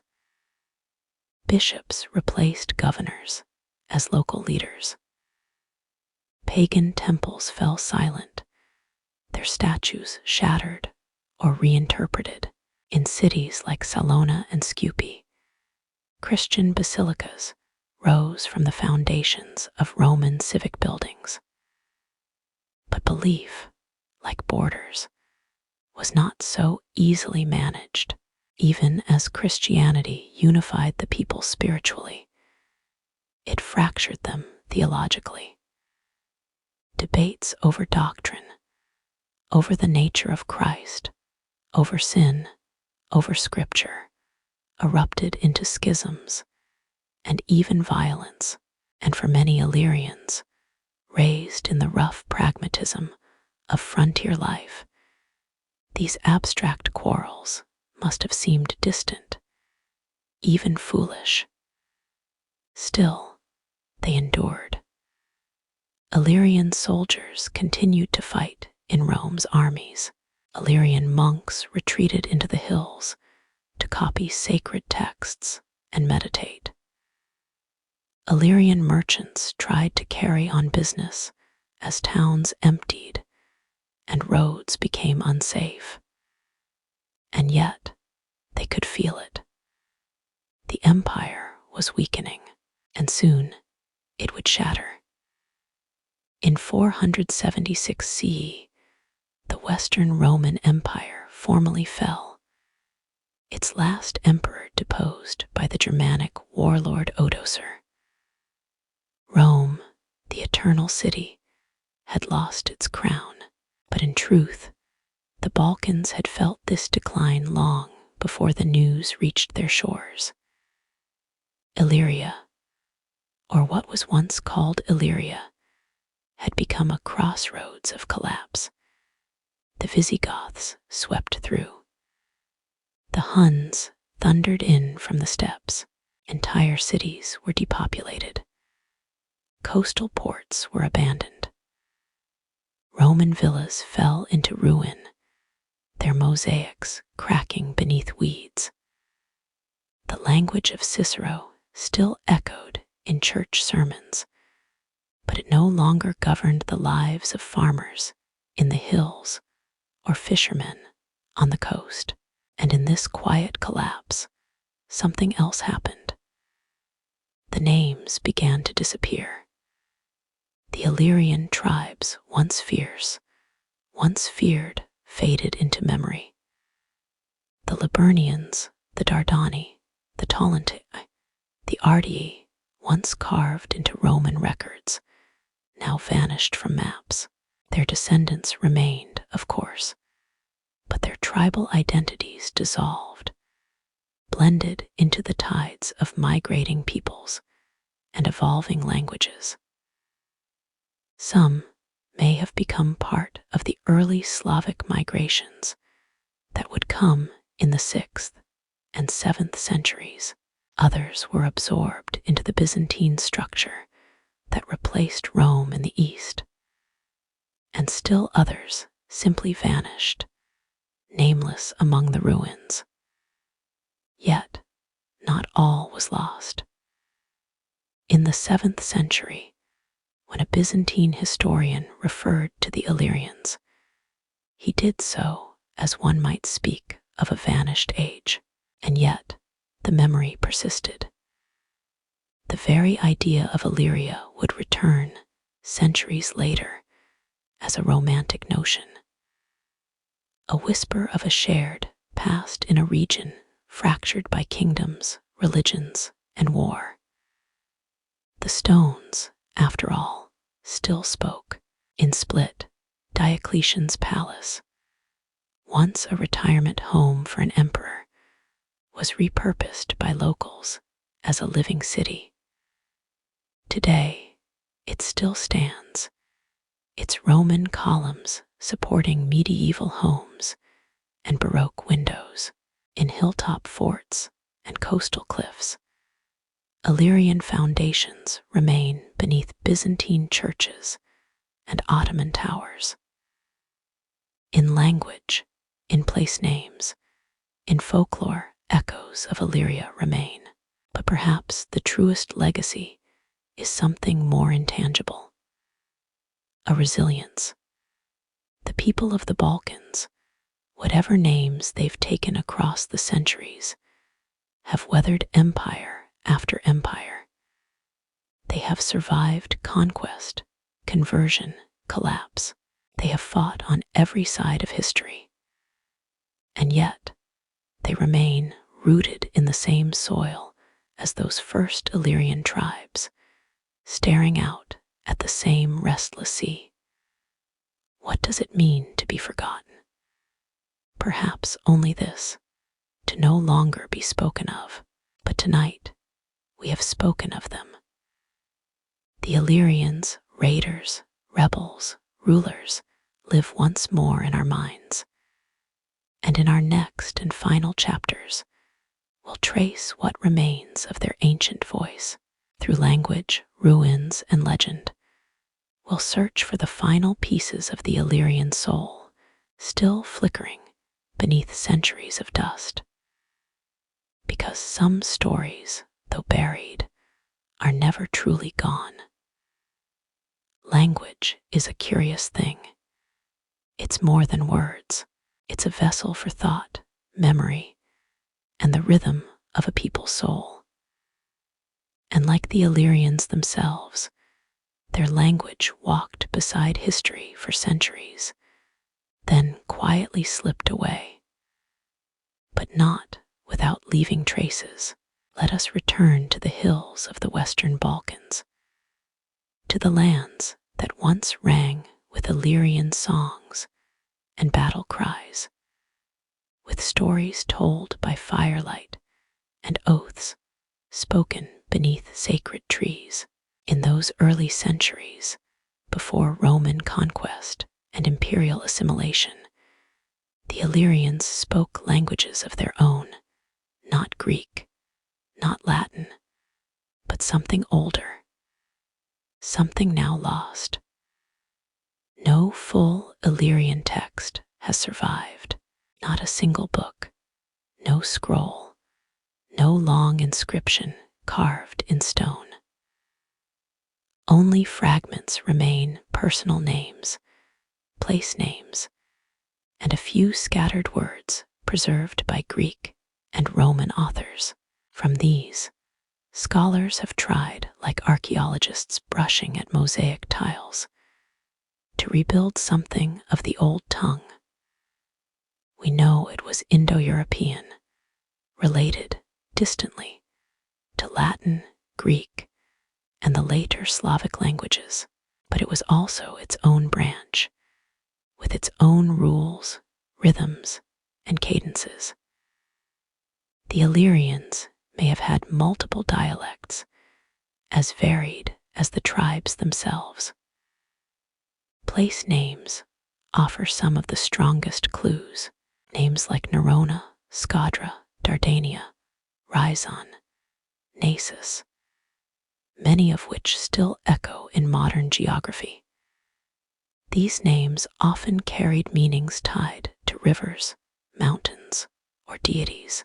The Ona and Dava suffixes, believed to mean river and settlement, respectively, appear in dozens of ancient sites.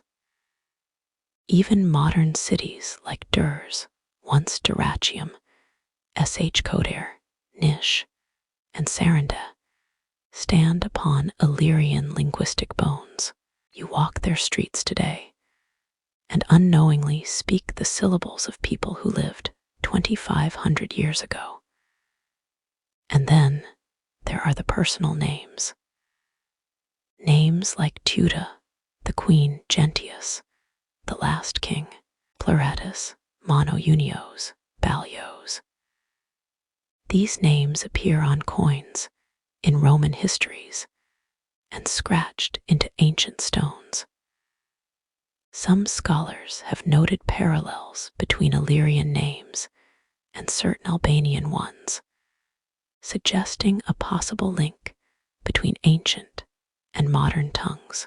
Indeed, the Albanian language, Shkip, is often proposed as the last living descendant of Illyrian, or at least of a closely related language. While there is no absolute proof, many linguists believe Albanian preserves echoes of Illyrian vocabulary, phonetics, and structure.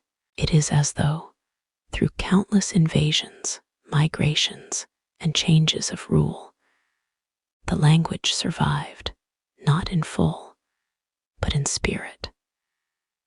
Carried by shepherds through mountain passes, whispered in lullabies, woven into folklore, but this survival was not without silence.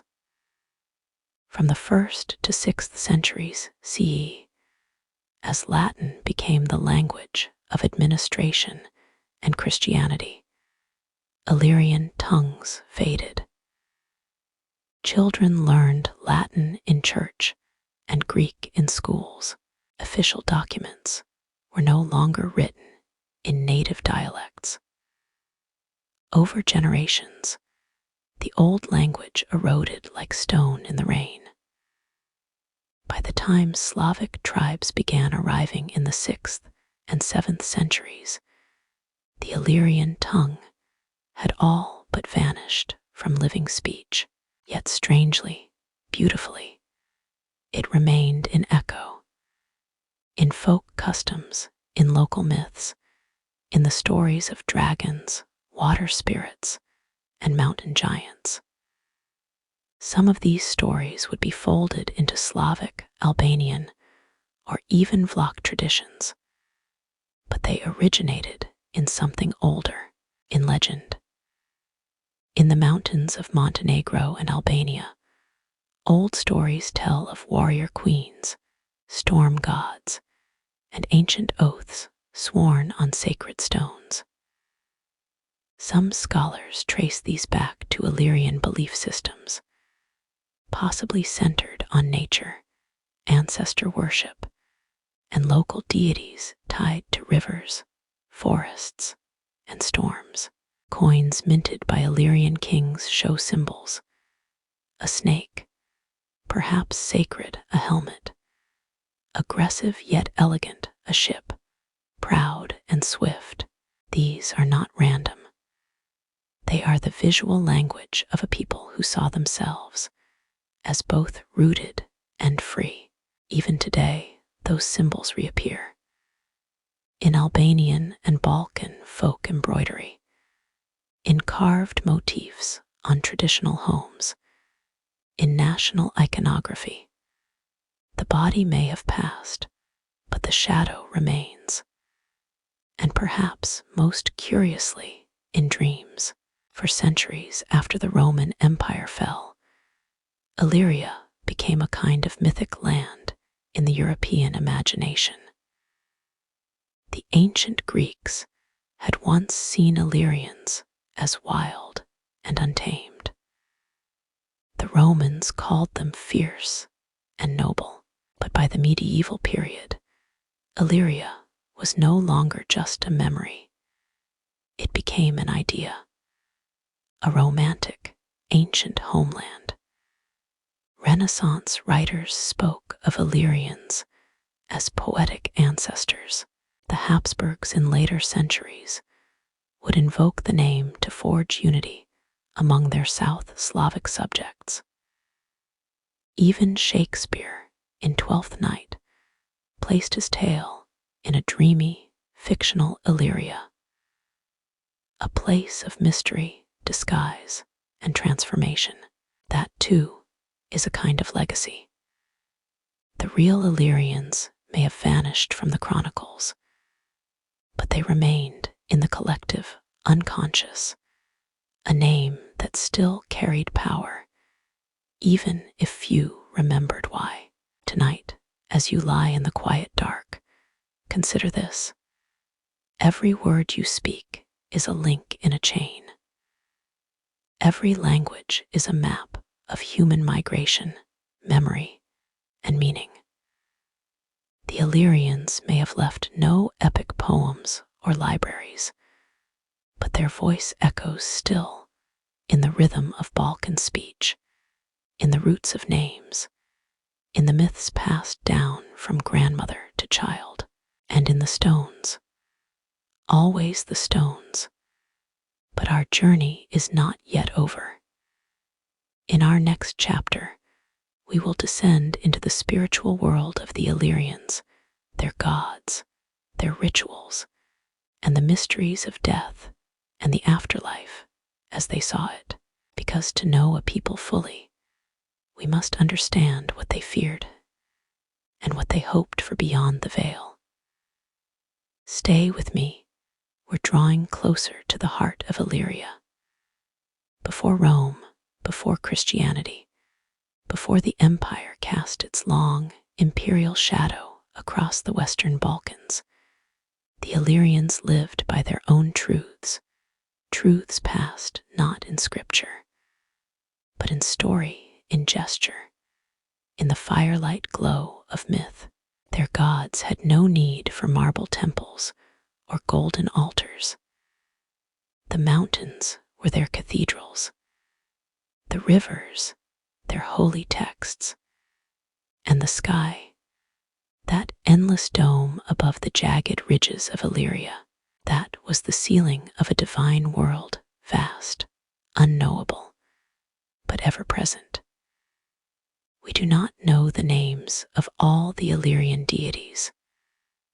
Much of their sacred lore was oral, passed by word of mouth, and rarely committed to writing.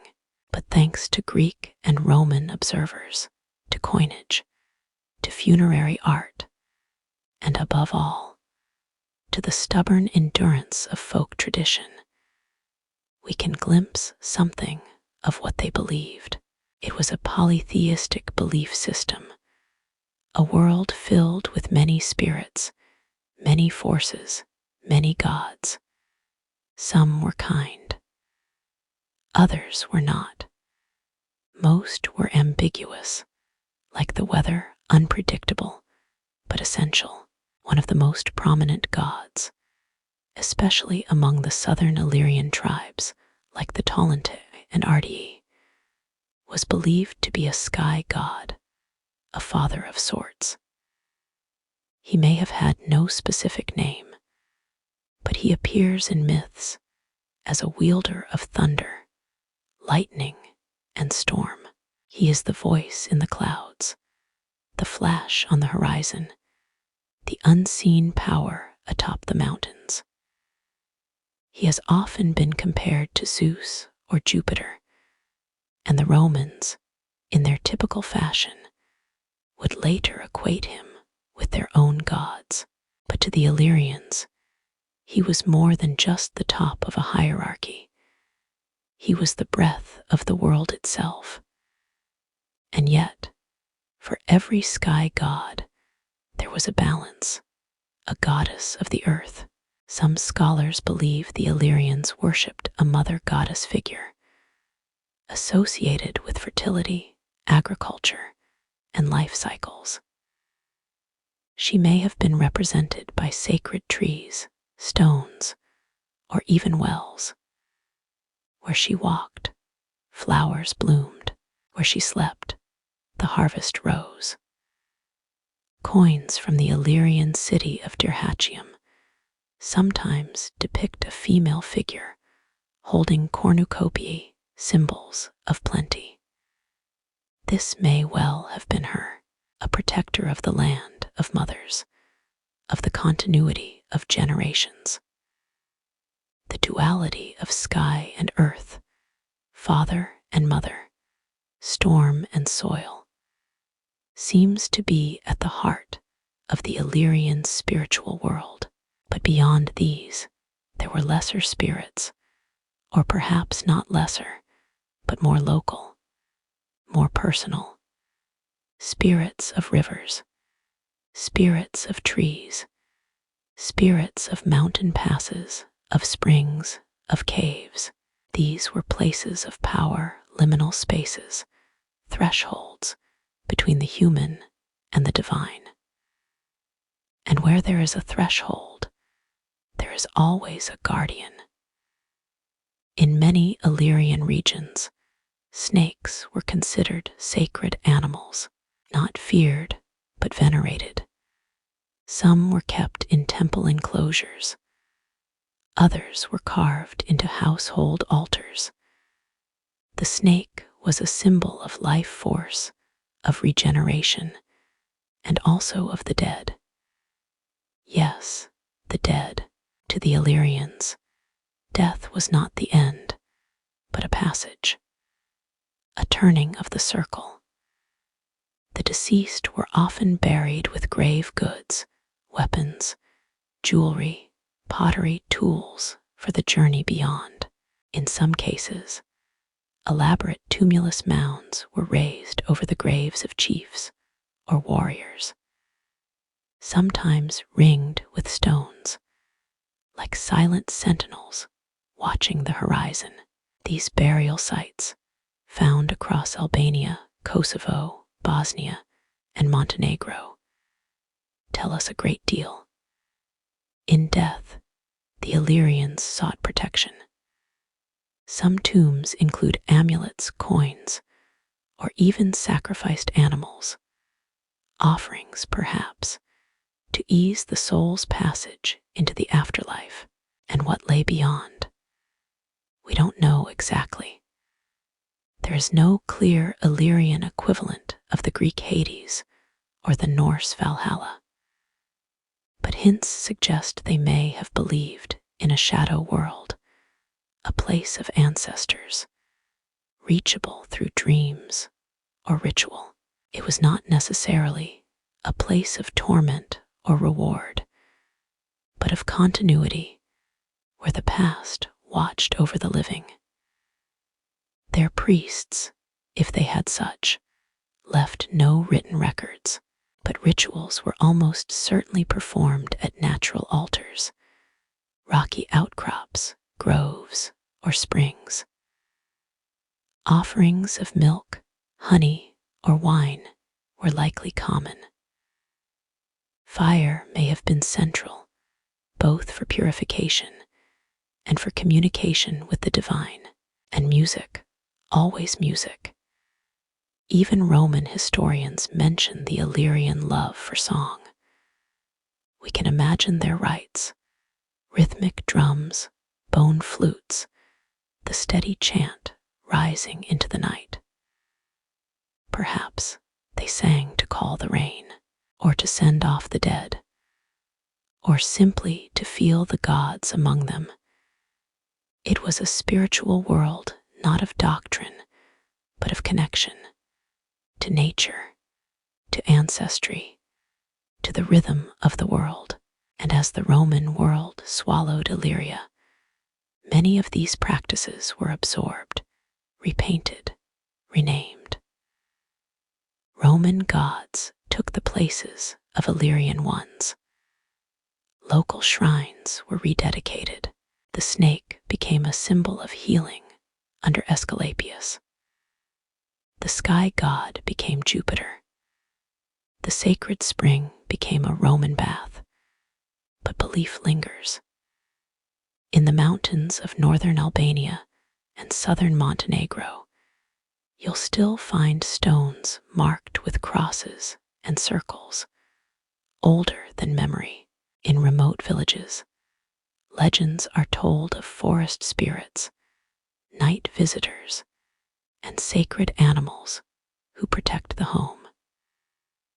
In the soft murmur of prayers said at ancient sites, something of the old ways still stirs, and maybe, when thunder rolls over the Dinaric Alps, some still whisper a name, not to the Roman god, nor to the Christian one, but to the old sky father of Illyria, still listening from the heights. But there is one more realm we must explore. In our next section, we leave the divine behind and return to the world of steel and ambition. There, we will look at Illyrian warfare, not just the swords and spears, but the strategies, the battles, and the legends carved by blood, because no people is remembered only for how they prayed, but also for how they fought. The Illyrians were not born into peace. They lived in a land of shattered coastlines, imposing ridges, and valleys, thick with shadow and silence. It was a region that made softness a risk, and demanded that each tribe carve out its place with vigilance, and at times, with violence. To survive in Illyria was to know the art of war, not as an exception, but as a thread woven into the cloth of daily life. When Roman and Greek chroniclers wrote of the Illyrians, they often did so with a mix of fear, admiration, and distaste, describing them as fierce, headstrong, and at times even unruly. But beneath those judgments was a reluctant respect. The Illyrians were formidable warriors, not easily conquered nor forgotten. But to understand how they fought, we must first understand where they fought. Illyria was not a place of open plains and tidy roads. It was jagged and unpredictable. Warfare here was not about massed formations on flat fields. It was about ambush, terrain, and tenacity. The Illyrians were masters of the high ground. They fought from hill forts, called gradina, built on ridges and cliffs. These fortified settlements allowed for early warning, control of passes, and natural defense. In these hilltop strongholds, families lived, stored supplies, and retreated when invaders came. Many such sites, dotted across modern-day Albania, Kosovo, Bosnia, and Montenegro, still bear the marks of ancient stone walls, built not in opulence, but in purpose. Illyrian warriors trained to use the land itself as a weapon. Narrow passes, sudden rivers, slopes too steep for cavalry. They fought in units that moved swiftly, often in smaller bands rather than large, unwieldy armies. Their tactics were not just born of strategy, they were born of necessity. And their weapons, the sika, a short, curved dagger or sword, was perhaps their most iconic blade. Deadly in close combat, it was designed to hook around shields and slip beneath armor. The Romans came to know it well and fear it. It would later be adopted by gladiators and criminals alike, earning a place in Roman vocabulary as the mark of the Sicarius, an assassin. But the Illyrians used more than just the sika. They wielded spears, javelins, and axes, and carried oval or round shields, often reinforced with bronze. Helmets were made of metal or hardened leather, sometimes adorned with horns or crests, not just for protection, but to intimidate. Armor was rare and likely reserved for the wealthier warriors or chieftains. Most Illyrian fighters relied on agility and knowledge of the terrain rather than heavy panoply. And they were not just individual fighters. They formed alliances, tribal coalitions, and sometimes even military states. The kingdom of King Bartolys in the 4th century BCE is a prime example. Bartolys, a coal miner by origin and a king by vision, united several tribes and created a formidable state in what is now northern Macedonia and Kosovo. His forces famously defeated Macedonian armies, including those led by the father of Philip II, the father of Alexander the Great. Under Bartolys, the Illyrians didn't just fight for defense. They expanded. They challenged Macedonian dominance, took cities, and imposed tribute. Later, kings like Agron and Gentius would build on that legacy. Agron, especially, made the Illyrians a maritime power, forming one of the most feared naval forces in the Adriatic. His ships, fast, maneuverable lembi, harassed Roman and Greek vessels, controlled sea trade routes, and raided enemy shores. This sea power was not just opportunistic piracy. It was strategic dominance. The Illyrians used their ships to control the narrow passages between islands and coasts, to strike quickly, and to retreat before superior forces could respond. When the Romans finally intervened in Illyria, it wasn't just because of internal unrest. It was because Illyrian naval power was choking the Adriatic threatening Roman commerce and Greek alliances. And when Rome came, the Illyrians did not fold.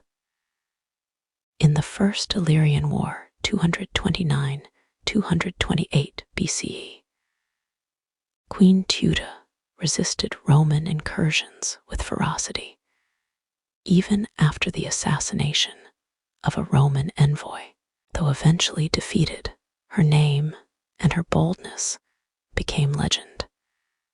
She did not die quietly. She bargained, she battled, and she left a deep mark in Roman memory. In the Third Illyrian War, 171–168 BCE, King Gentius resisted Rome with a strong army and fleet, allying with Macedon. He won early skirmishes and even captured Roman allies, but in the end, Rome's machine was too vast. Gentius was defeated, paraded through Rome in chains, the last free Illyrian king. But even after conquest, rebellion never truly stopped. Illyrian tribes would continue to rise. In the Great Illyrian Revolt, 9c, one of the largest uprisings ever faced by Rome.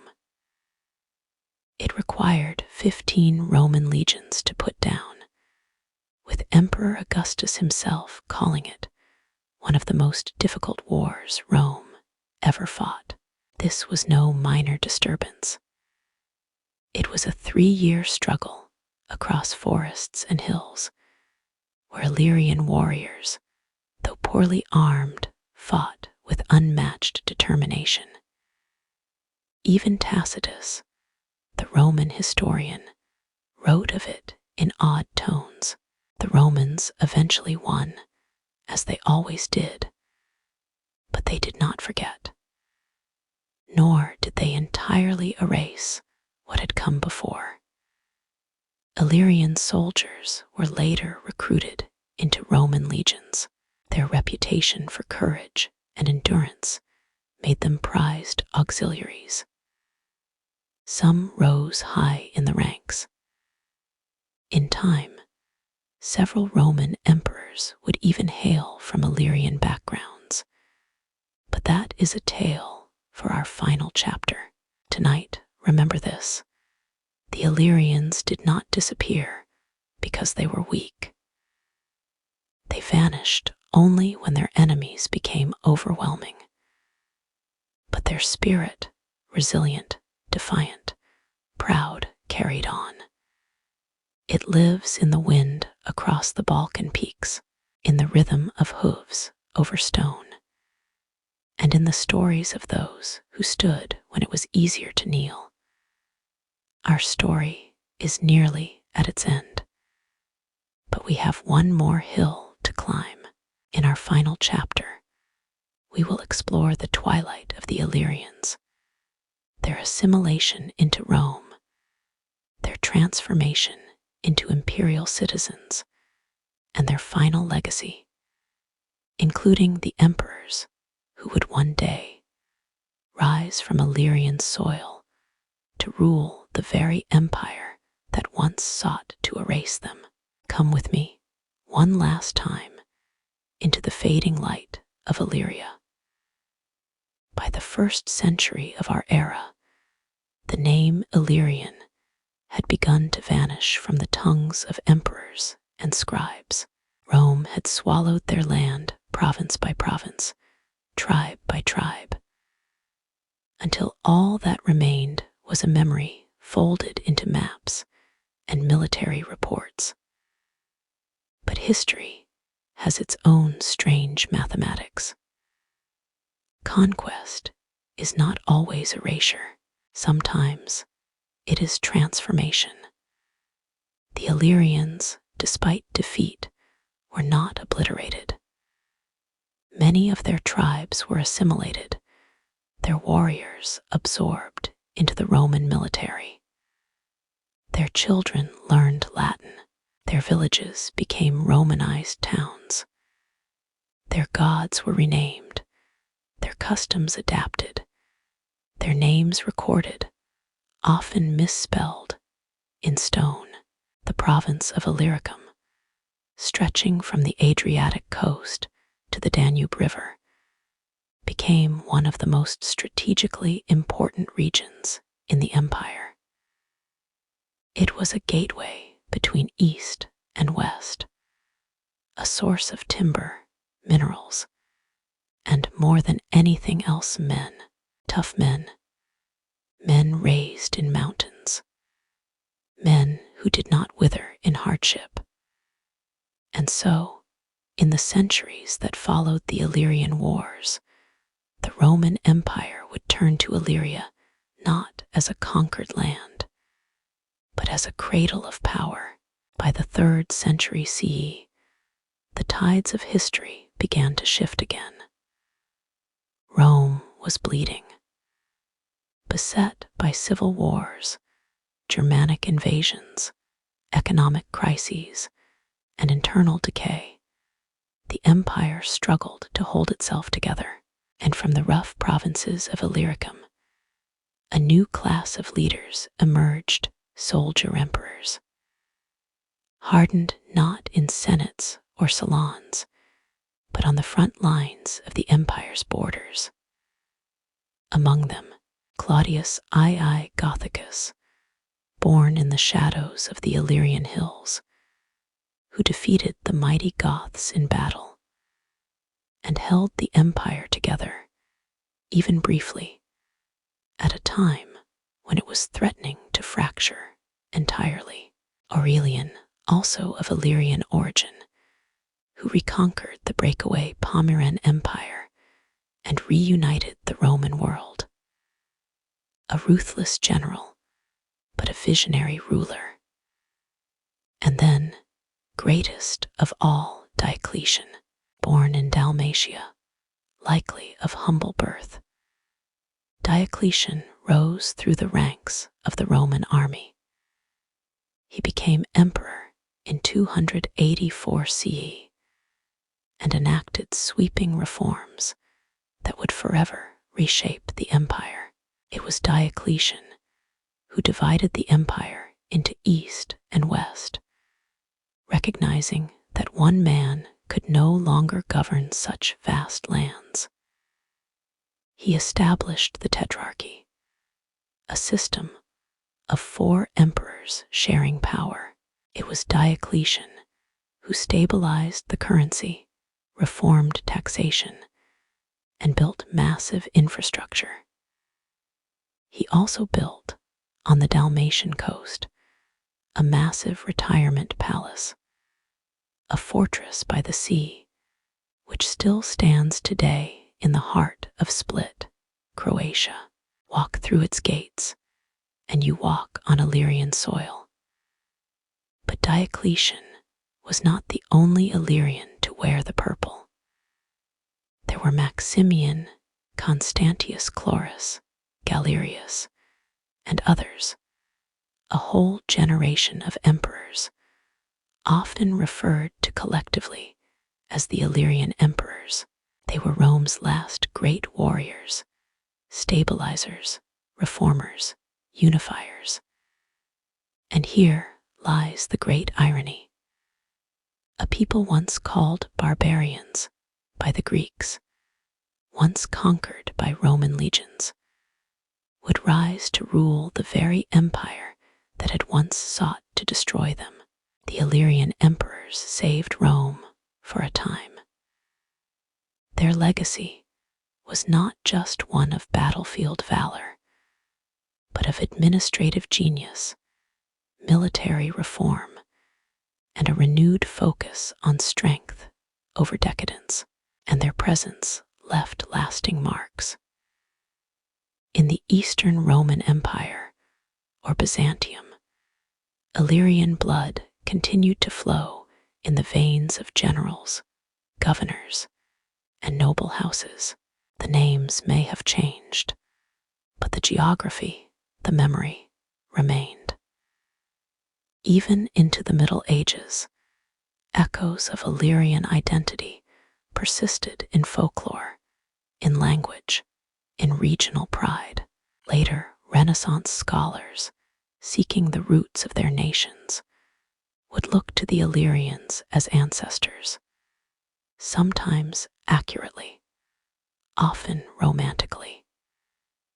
In the 19th century, during the rise of nationalism in the Balkans, the name Illyrian became a symbol again, this time of unity, of shared heritage.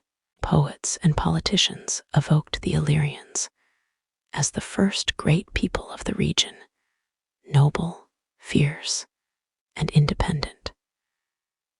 In Croatia, the Illyrian movement sought to revive a pan-Slavic cultural identity under the old Illyrian name, and to this day, traces remain. The Illyrian bee appears in heraldry.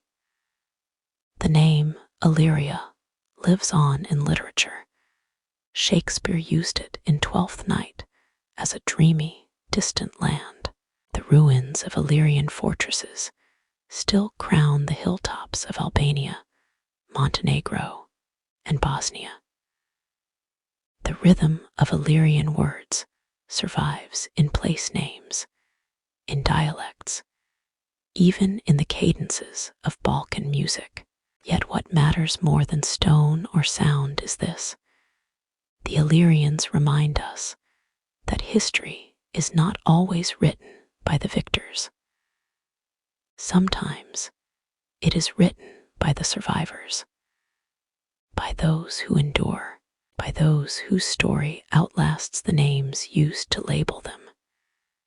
And now, as we reach the end of this quiet journey, let your thoughts settle like dust upon an ancient path. Imagine a fire on a hill, the stars above, a warrior, a priestess, a shepherd, all sitting together, speaking of gods and rivers, of honor and memory, of what it means to belong. They do not call themselves Illyrians. They speak no Latin, write no books, but in your mind, you know them now. And they, for this one soft moment, live again. Thank you, dear traveler, for walking beside me through this long night.